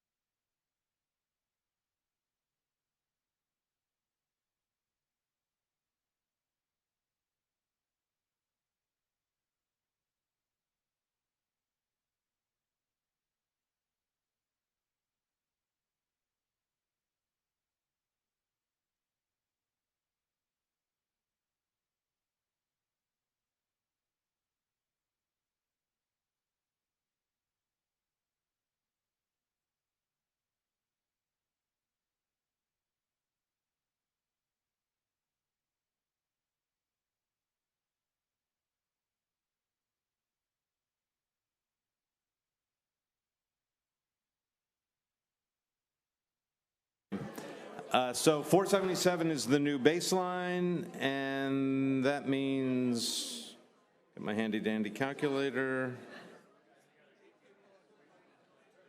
318 to pass any further bylaw amendments. So let's go back to debate on Amendment 5. Do you have any pro speakers? I'm against. Any pro? No, we were in line first. Well, I know. Well, you're con, right? All right. Raise, if you're online and you're a pro speaker, please raise your hand. Okay. I don't see anyone on that side, so we'll take this gentleman here first. Go ahead. 2 minutes. Wait a second. You'll be next. Thank you. I'm Michael Bryan. I'm from LD20, Pima County. And hold on. Folks, we got to get back to business. If you could take your seats, stop the side conversations. Let's move through these last two. Sir, I just wanted to rise in favor of this amendment. I'm sure we all know plenty of people in our lives who are talented, smart, have specialized knowledge that would be of benefit to the party, and who cannot currently participate. Being an SEM, in order to participate as a Democrat, as a registered Democrat, on these committees is a huge impediment. I mean, not only in some areas we do not have room for new SEMs, it is a long process to go through in order to become an SEM, in order to give that gift of your time, talent, and energy to a state committee. We want these people, and having these people in the conversation, they're in the room while we're making decisions in committee, also draws them further into the party. And so I see no downside to this. I see only upside. A lot of you SEMs are going to feel like, well, goddamn it, I'm an SEM, and I earned this position, and nobody who didn't earn it should be here. I'd ask you to reconsider that.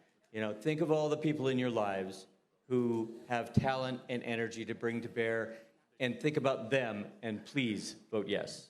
Thank you.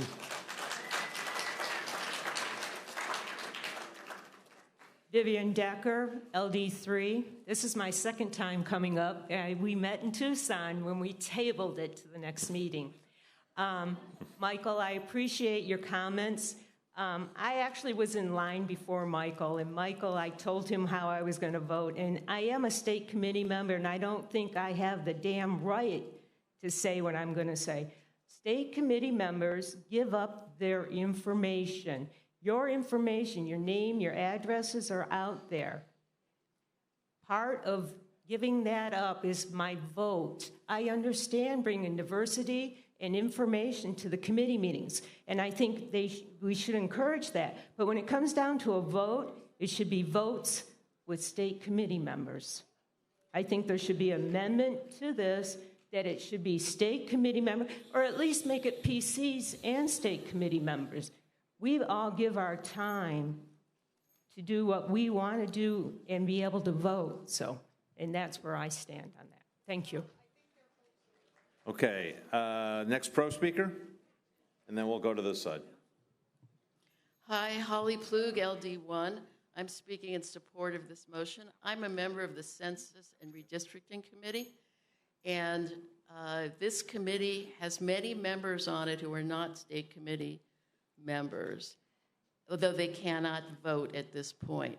They came from the ADP redistricting committee that was appointed by the chair during the redistricting process, the last one.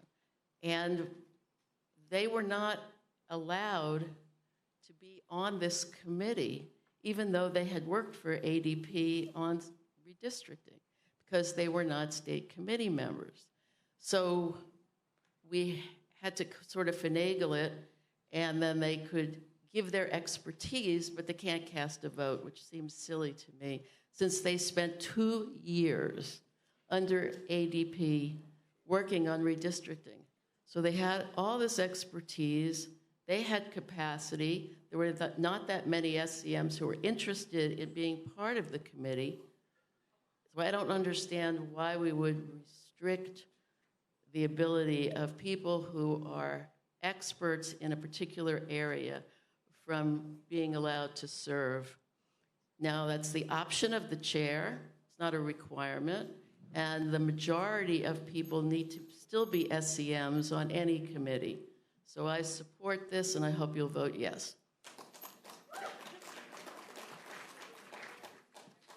What she said. Oh, I don't think so. Wait, I don't think so. We're taking a. I'm sorry.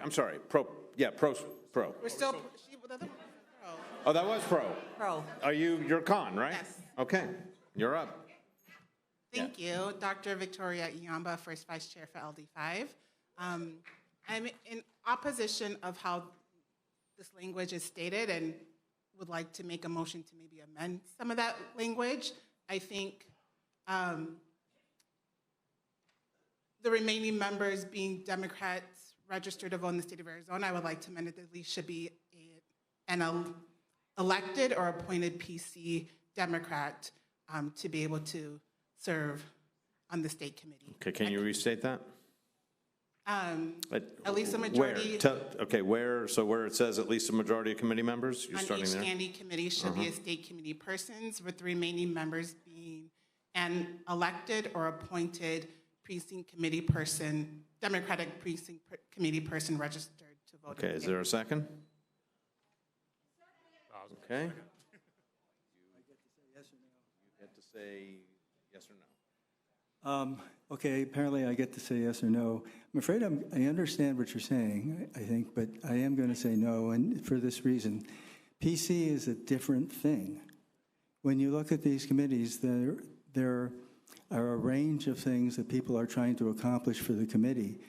I'm a PC and an SCM, and I work really hard in my condo complex and in my precinct to try to make sure that we get the vote.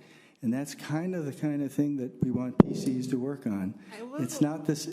It's not the same thing. So It is the same thing because in order to be a state committee person, you have to be a PC. So you can't be a state committee person without being a PC. Right. No, I agree. So it is kind of the same. So not all PCs can be state committee persons because each legislative district only allowed so many. Sorry, So this is a way for other PCs who couldn't be elected as a state committee person to still be able to be involved at the state level. Yeah, I hear what you're saying, but if we have no amendment, then it's already SCMs only. So what I hear you saying is to add to that, that it be PCs and not just SCMs, right? And I'm saying that instead of just any Democrat, it should only be state committee persons, or the remaining should be an elected or appointed PC. Sorry. Yeah. So what that changes from the current situation is that it adds PCs, right? Because right now it can only be state committee members. If you amended it as you're saying, it could be state committee members or PCs, a majority who would be PCs. And the reason why I'm opposed to that is because that role of PC is often different from what the role is on being on a standing committee. Depends on the standing committee. And some people might feel that is not the case for their standing committee. For mine, for instance, it really is pretty different. So that's why I'm saying no. Thank you. All right, well, under our bylaws, the proposer has the opportunity or the power to decline proposed amendments, and so that amendment is dead. Last pro speaker.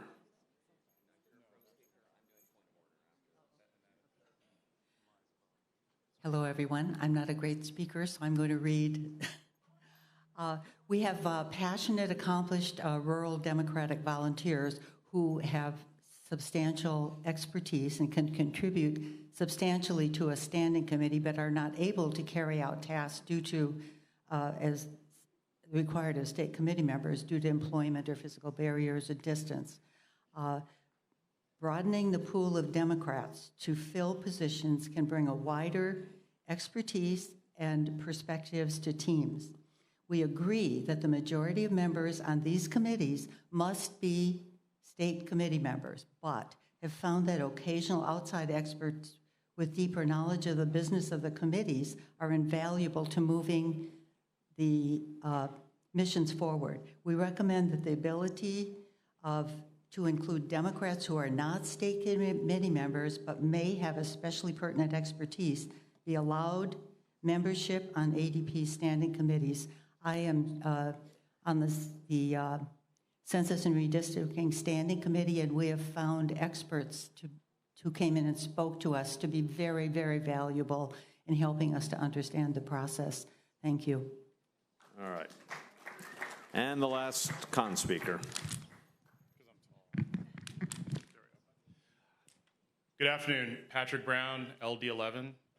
Hey guys.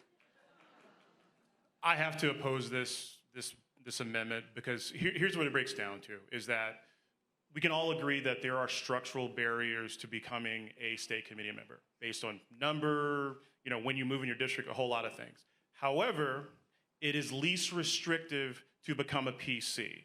And so if we're going to bring people into standing committees or ad hoc committees or whatnot, having the addition of being the requirement of being a PC, meaning that you've been vetted by your chair or you've been elected as a PC, that would be, I think, a sufficient solution. So without adding the friendly amendment that was proposed, we should vote this down, because the fact of the matter is that it opens it up to, while I understand we want extra expertise or whatnot, so okay, if you're a demographer, you can become an appointed PC. So and I know someone said if your precinct's full, that is a great problem to have, but in LD11, we'd love to have that issue. So I'm in opposition. I'm in opposition to this amendment. Thank you. Okay. That exhausts the speakers list. We will now move to a vote on Amendment 5. Please check your phone. Point of order, please. Yes. What to? Yeah, we heard 3 pro and 3 con. Absolutely. Yes, we did. I count them very carefully. Yes. Okay. Point of order. Point of order. Proposition 3 and 4. Okay, that's not in. Well, that's not a point of order. What is? Okay. My question is: we had to establish a new quorum. It seems like by the time we got to the vote for Amendment 3 and 4, a lot of people had left. And I just wanted to know if it was possible to check the numbers, if that would have affected either Amendment 3 and 4. We can look into that. Thank you. Mm-hmm. All right. Well, Mr. Parliamentarian, an amendment. Yes, Jeff. just to address that comment, the numbers would have failed anyway with a recount of those. So please do not worry about that. Thank you. Thank you, Mr. Secretary. All right, Amendment 5 should be coming onto the site, and so check your phones. And this again is on Amendment 5.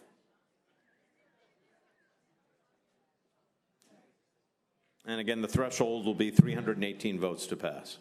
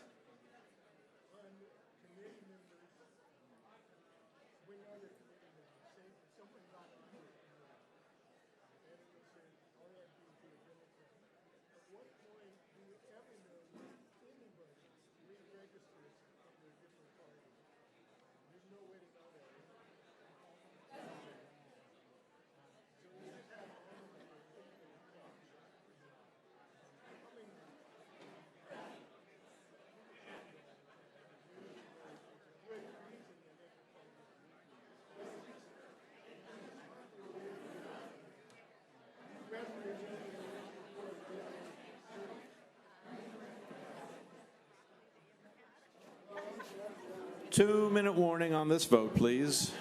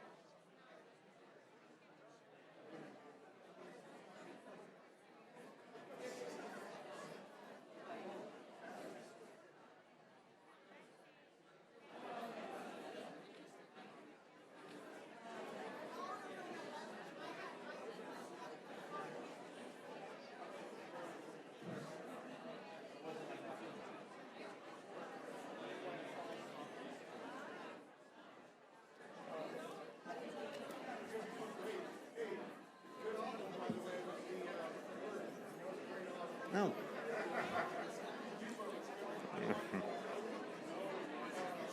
That was your idea. Did they count? Wait, did they count?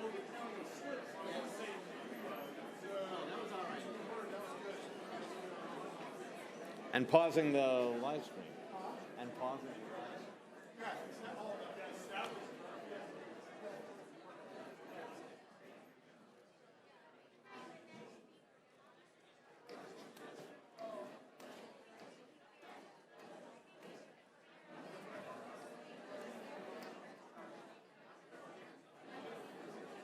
You having fun, Jeff? Oh my God. I can't wait for the next one. I'm just laughed out.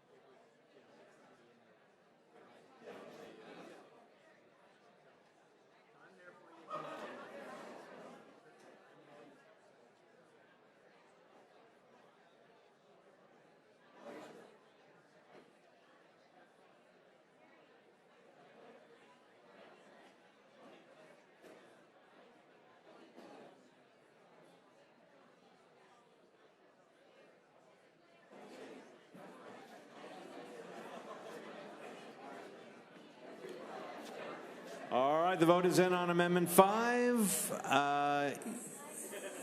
Even with the new threshold, it failed. So on to the last Rules Committee Amendment 6. Back to Michael. All right, folks, we're getting to the end. We're almost there. Stick with us. Appreciate your time and attention. Amendment 6 is collaborative agenda setting, basically allowing more people to be involved in the process of setting up the agenda for these meetings. Right now, the chair is basically the only one that can decide on the agenda or bring agenda items. So this is allowing more people into the conversation. And I'm going to have the submitter, Mr. Jeffrey Tucker, to talk about this one. Thank you, Michael. So this amendment basically, as Michael said, allows more participation and more collaboration in terms of agendas. Hey, folks, I know there's a lot, but can we please keep it quiet, a little quieter, just so we can get through the last parts? Please be respectful of everybody and people at the podium. Thank you. So ultimately, what happens with this this amendment, is there are 3 different parts that are being amended here. The first one is a recommendation that the executive committee meetings agendas are more collaborative and ultimately must be approved by a majority vote of the executive committee at the start of each meeting. The second item is the agenda for the executive board meetings shall be prepared collectively by the officers of the state committee and must be approved by a majority vote of the executive board at the start of each meeting. And then finally, the meeting that we are here deliberating at is the state chair shall propose the agenda for each state committee and executive committee meeting in consultation with and approval by the executive board. Any state committee officer or committee may propose for inclusion. The agenda must provide adequate opportunity at each meeting for any member of that body to present new business, which is a standard in our bylaws currently. And then finally, the finalized agenda shall be circulated to all members no later than 7 days before the meeting. So the combination or the effect of these amendments are to basically make it more collaborative, more participation for all of the meetings that are happening, not all of the meetings, but ultimately the 3 types of meetings that are discussed here, as well as making the agenda available a lot sooner than we currently receive it. Thank you, everybody.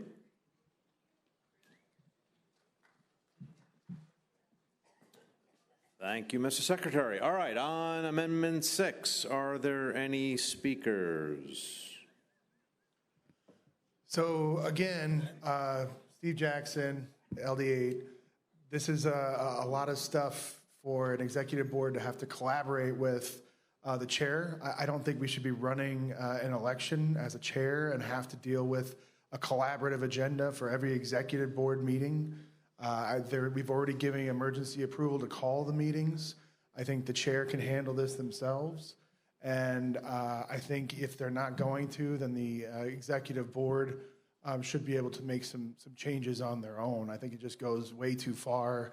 There's too much in there, and I don't think that we should do the same thing with the executive committee, which is a body of 90 people. I don't think that the chair should have to deal with 90 people to set up an executive committee meeting where we have to go through a budget. It's too much. It's a lot of bureaucracy.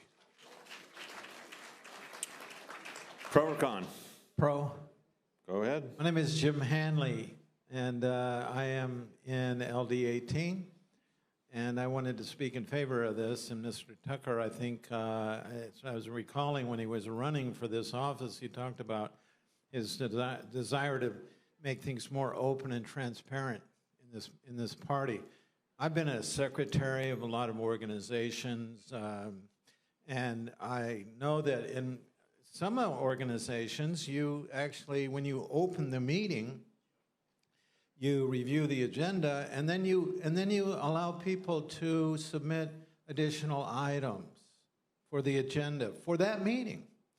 So any procedures that we can have to increase the opportunity for input on agendas helps the organization better reflect the interests and desires of that organization. So I want to speak in favor of that. Thank you. Thank you. Is there another con speaker? Yes, I'm con. Go ahead. I would just like to caution people- Ruthie, were you pro or con? I have a question about the agenda item, approval of the agenda, and I haven't seen that, and that is part of Robert's rules, and we haven't had that. So adding to the agenda, approval of the agenda as the first order of business is proper and appropriate. Well, yeah, So it's not. I'm not necessarily yes or no, but I'm just curious because you piqued my interest. I hadn't paid attention. My apologies. About approving the agenda. You must approve the agenda as part of the meeting. The bylaws the Arizona Democratic Party bylaws give the chair the power to set the agenda. Right. And the committee who meets then approves the agenda as part of the agenda. So, thank you. That was my comment. Thank you, Okay.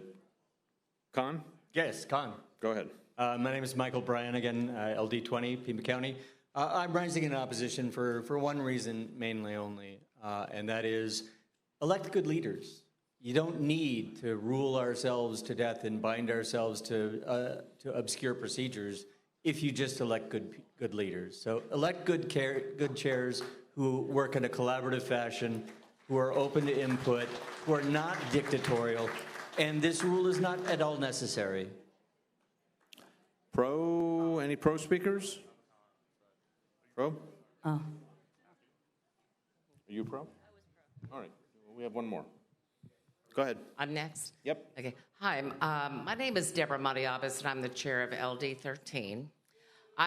Thank you. I would like to say that we implemented this exact type of collaborative work on our agenda this year. It has taken a lot of stress off of me to now be able to say, here, Executive Board, here is the agenda. Please add anything that you would like to have covered during our next meeting.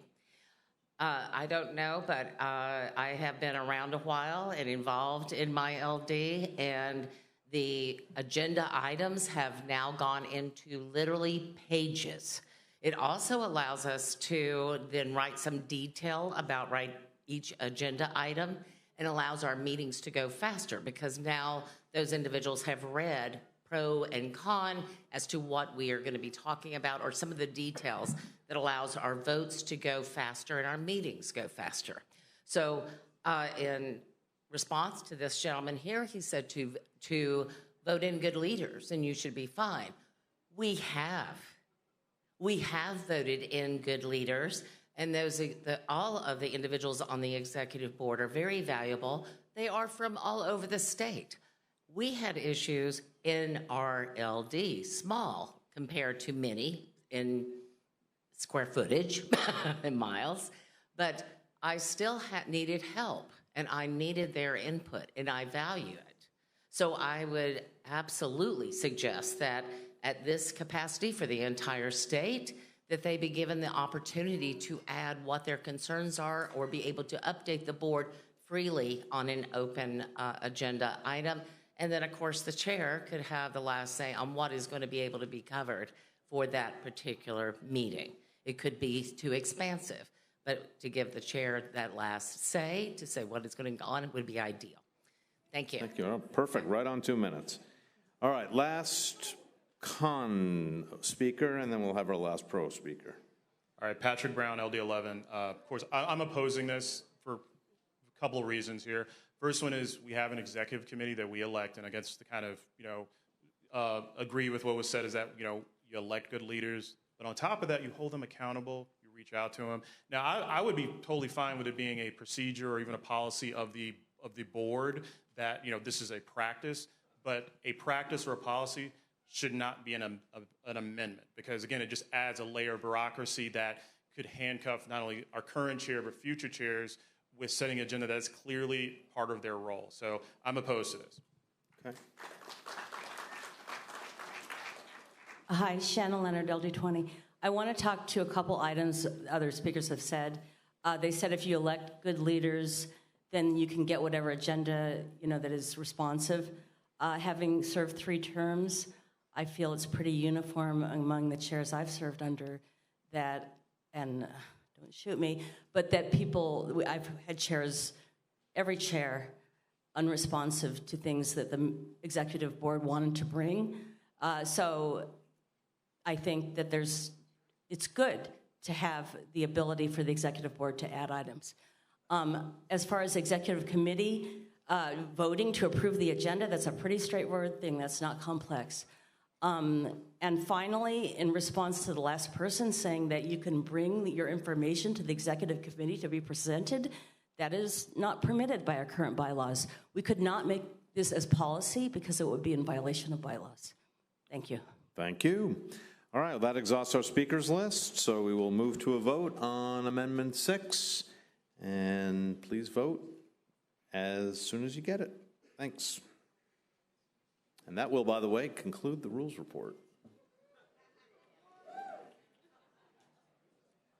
After we vote.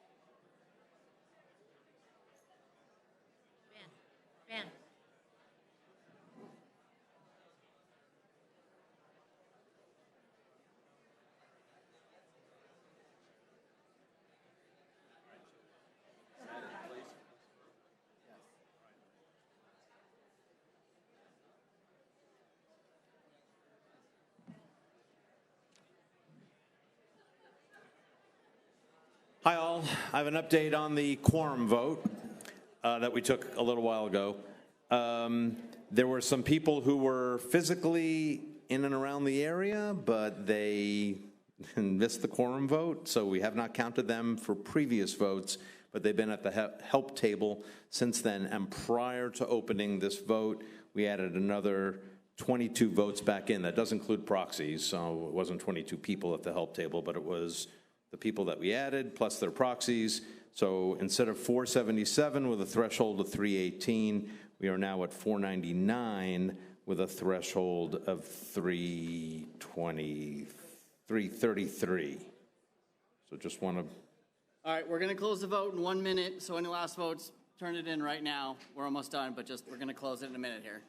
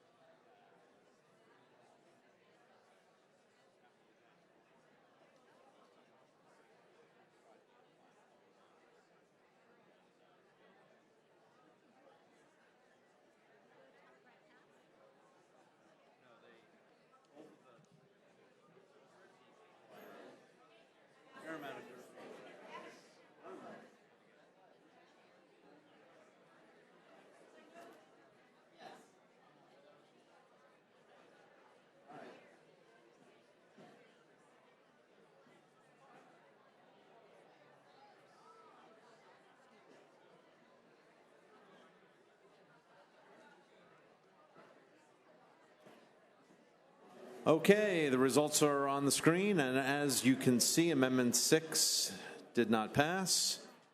That concludes the rules report. Yes, you can, but Michael. All right, folks, that's the end of the rules part of the agenda. I just wanted to say thank you very much. I know that was a lot, but I appreciate your patience and everybody working for this. So I just want to say thank you to all of you, and thank you. It's been an honor and privilege working in this. So thank you all for your time. Come on, a bigger hand for Michael. All that work.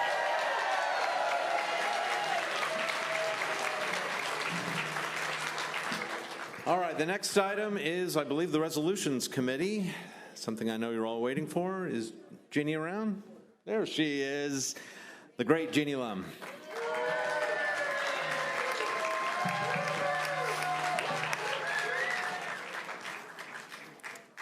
Hello, Democrats. Thank you all for being here and for sticking around for the most exciting part, which is resolutions. I know you've all been anxiously awaiting this part of the committee meeting. I want to say thank you and welcome to Charlene. I'm looking forward to your tenure as chair. Thank you. Can you not hear me? If you have a conversation, could you take it outside, please? I guarantee this is a report you do not want to miss. So I'm going to speak for a couple minutes. I'm going to talk to today's resolution that we will be voting on, one resolution. I will give my committee's report, then we will vote on that one resolution. So here goes.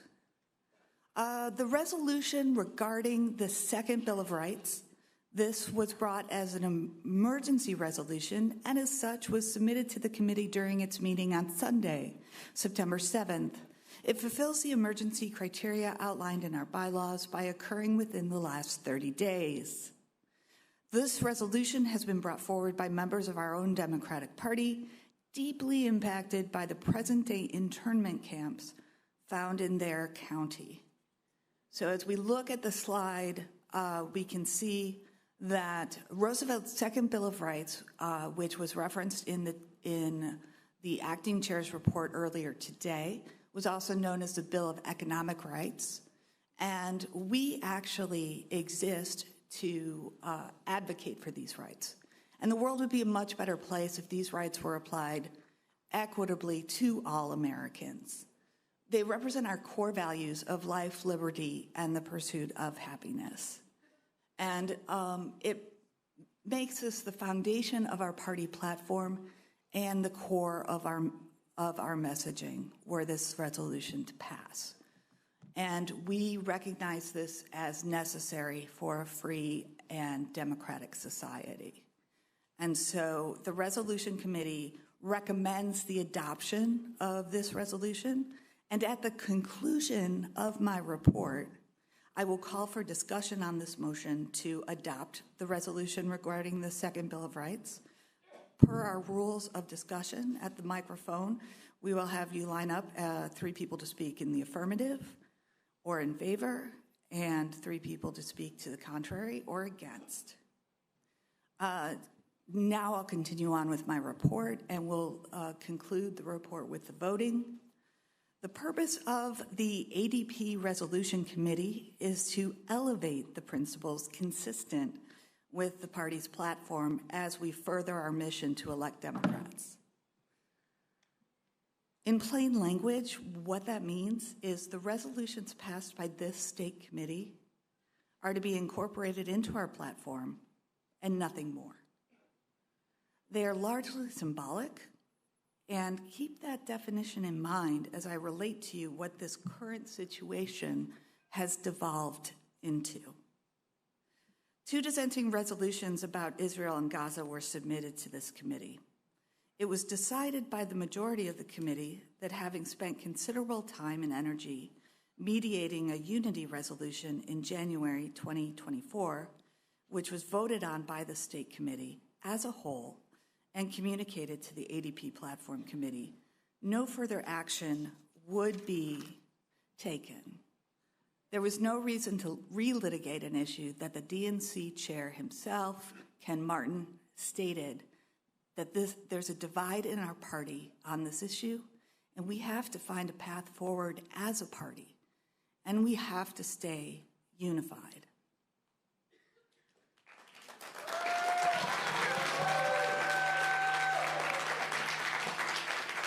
I am incredibly proud of this state committee for having found a way forward with that resolution to unify and have a unity resolution.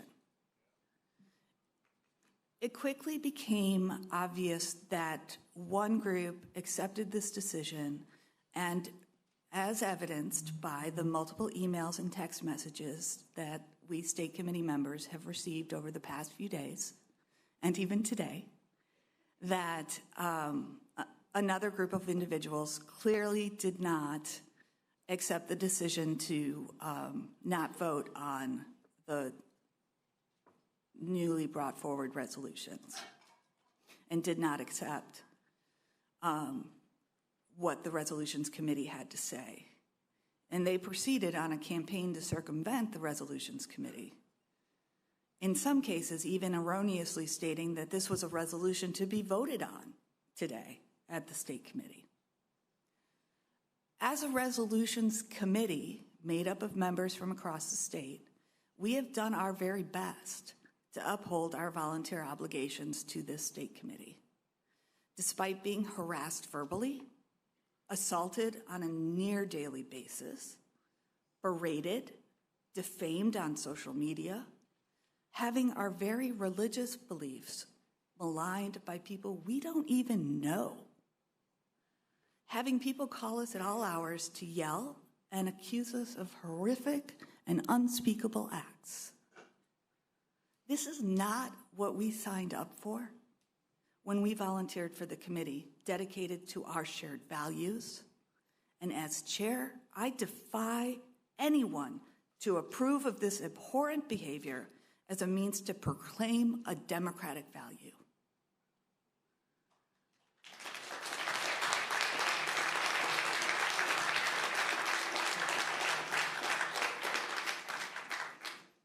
I refuse to believe that this party can survive if such behavior is rewarded or worse, allowed to go unchallenged. I would like to ask the members of the Resolutions Committee to now stand, if they are able, and be recognized for the bravery and commitment to the ADP and to our Democratic Party values. I would especially like to welcome our two newest members. They are Lisa Sainer and Andy Koonsberg.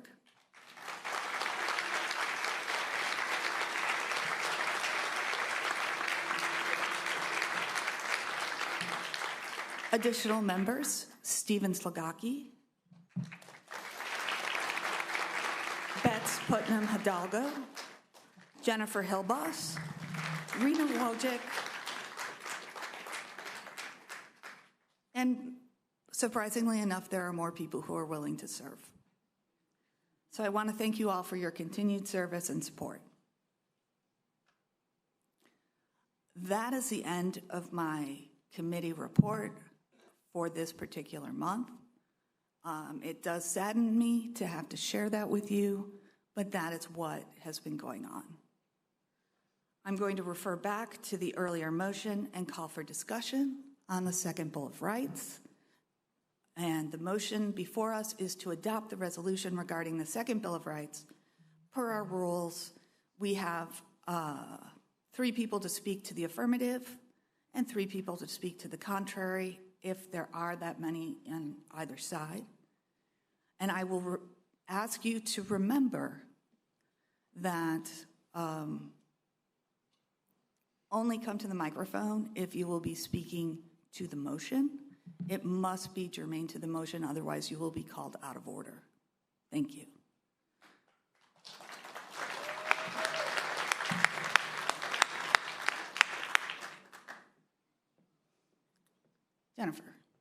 Jennifer, are you speaking in the affirmative? Yes. Excellent. Good afternoon, fellow state committee members. My name is Jennifer Hills-Boss, and I am the chair of the Pinal County Democrats. One of the things that was very challenging to me when I took office last December was our lack of a cohesive message about what it is that we were going to be doing for the citizens of Arizona as Democrats. And I got together with some of my team. I got together with other members from other counties across the state. And we said, you know, we don't need to reinvent the wheel. FDR gave us the second Bill of Rights that incorporates things like you have the right to work a job that pays a living wage. You have the right to live in a house. You have a right to buy food. You have a right to health care that's not going to bankrupt you. And this state committee decided to pass a resolution in support of what they referred to as an economic Bill of Rights, which was a reinstatement of the second Bill of Rights. All I am asking us to do from this point forward is make that central to our Arizona State Democratic Party platform and to ensure that our messaging goes forward and talks to voters about how we intend to do these things for them. This should be a no-brainer. As Democrats, we support all of the things I just listed. We are against bankruptcy because of healthcare costs. We are against losing your home. We are against subpar jobs that don't pay you a wage that you can support a family off of. So I ask you to join me in voting yes on this resolution today.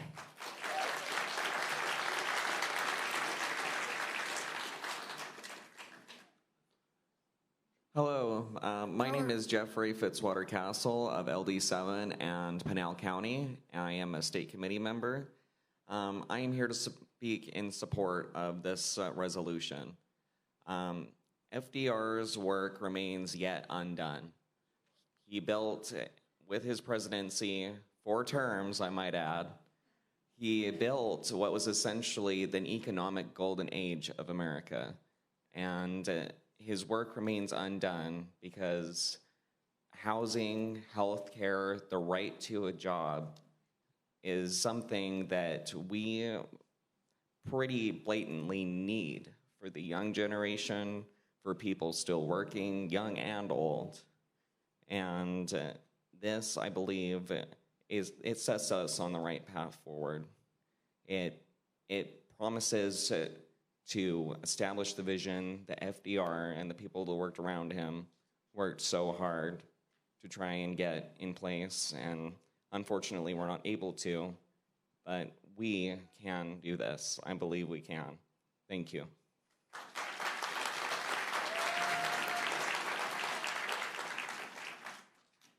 Brian Calloway, LD10, in support of this motion.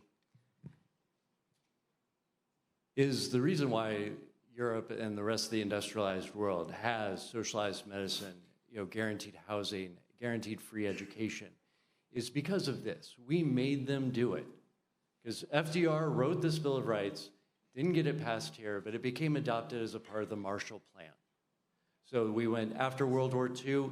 If you want you want money to rebuild, you will do these things, and they did, and they did it well. If any of you have dealt with healthcare outside the U.S., it's a lot better and a lot cheaper.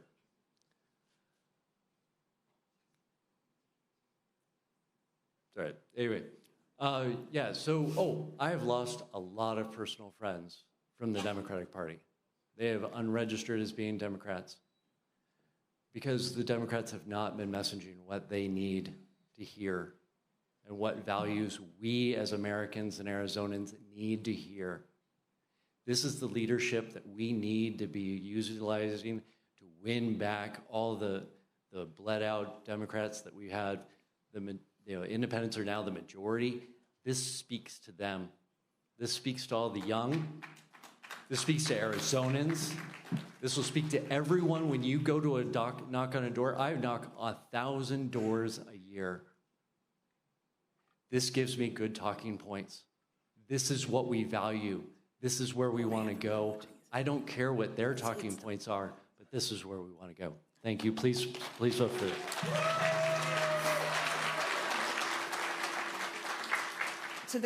Chanel, are you speaking to the contrary? Yes.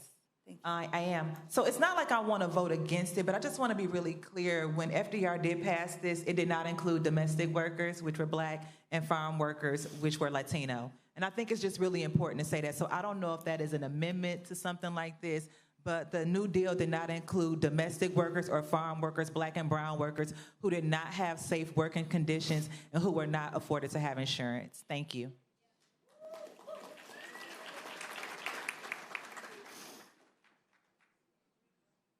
Yes. Are you speaking to the contrary? No, I am not speaking to the contrary. I know I'm at the microphone for that. We've had our 3 affirmative speakers. I just wanted, I think we have a typo. Okay. So core of the messaging that commute our values of we the people. I think that's supposed to be communicate. Commute just doesn't make sense. And I know everybody wants to kill all the lawyers, and I'm a lawyer, but I just can't, I can't let that go by with at least asking, is that what you meant to say? Thank you. So I'm going to go ahead and say that is a typo. And thank you. And confirm with Kobe that I don't have to take, I can just say, yeah, it's a typo and it'll be fixed. And we can move on with our lives.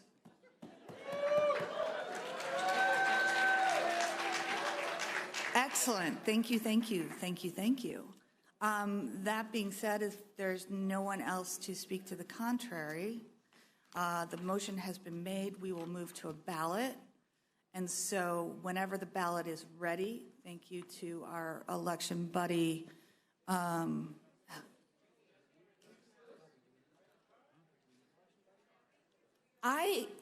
That's a great question. And since there was one person in the contrary, let's go ahead and try to show our pink cards. And so everyone in the affirmative, please raise your pink cards. And thank you very much. And everybody who votes no, please raise your pink card. Thank you very much. And the motion passes.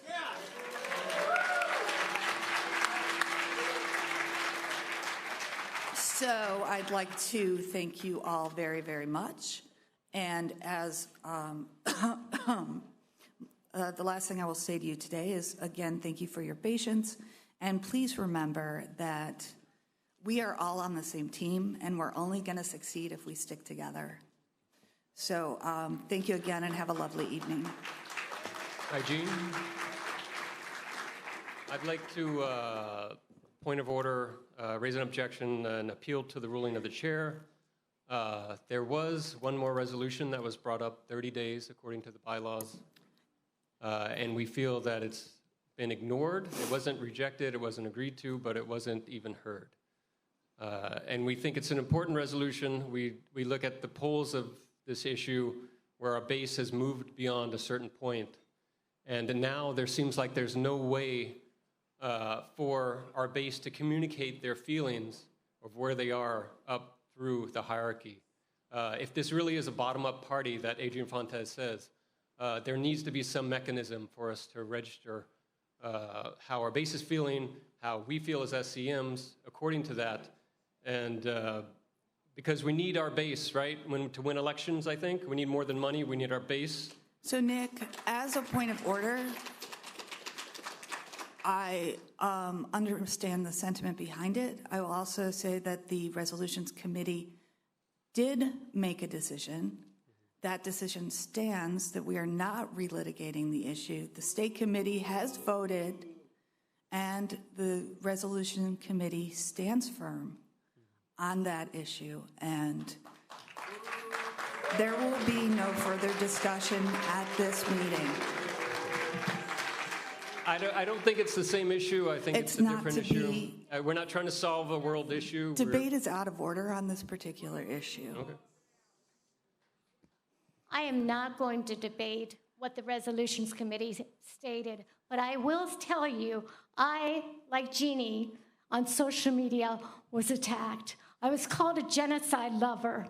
I was also, quote, and this really is upsetting, I was targeted and said that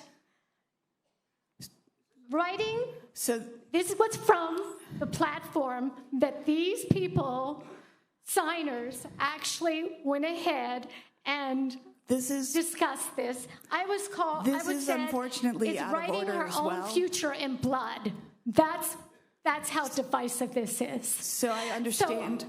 So I'm sorry, but I'm sorry for her pain, But people that have a different opinion, they should not be attacked in this party. This is incredibly out of order, and we need to conclude this particular vein of business. Dan, I'm going to say the same thing.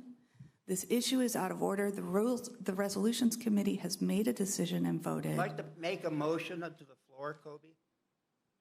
No. And I move. It's out of order at this time. I know, but the Resolutions Committee was in total violation of their own rules. They No. did not. Well, section Dan, you're 7, out of order. Dan. Article 7, section C4 clearly Dan. states that the Dan, duties of you your are committee is to review all resolutions. You did not do that. The committee. No, you didn't. The committee has reviewed this. You are out of order, and the discussion is over.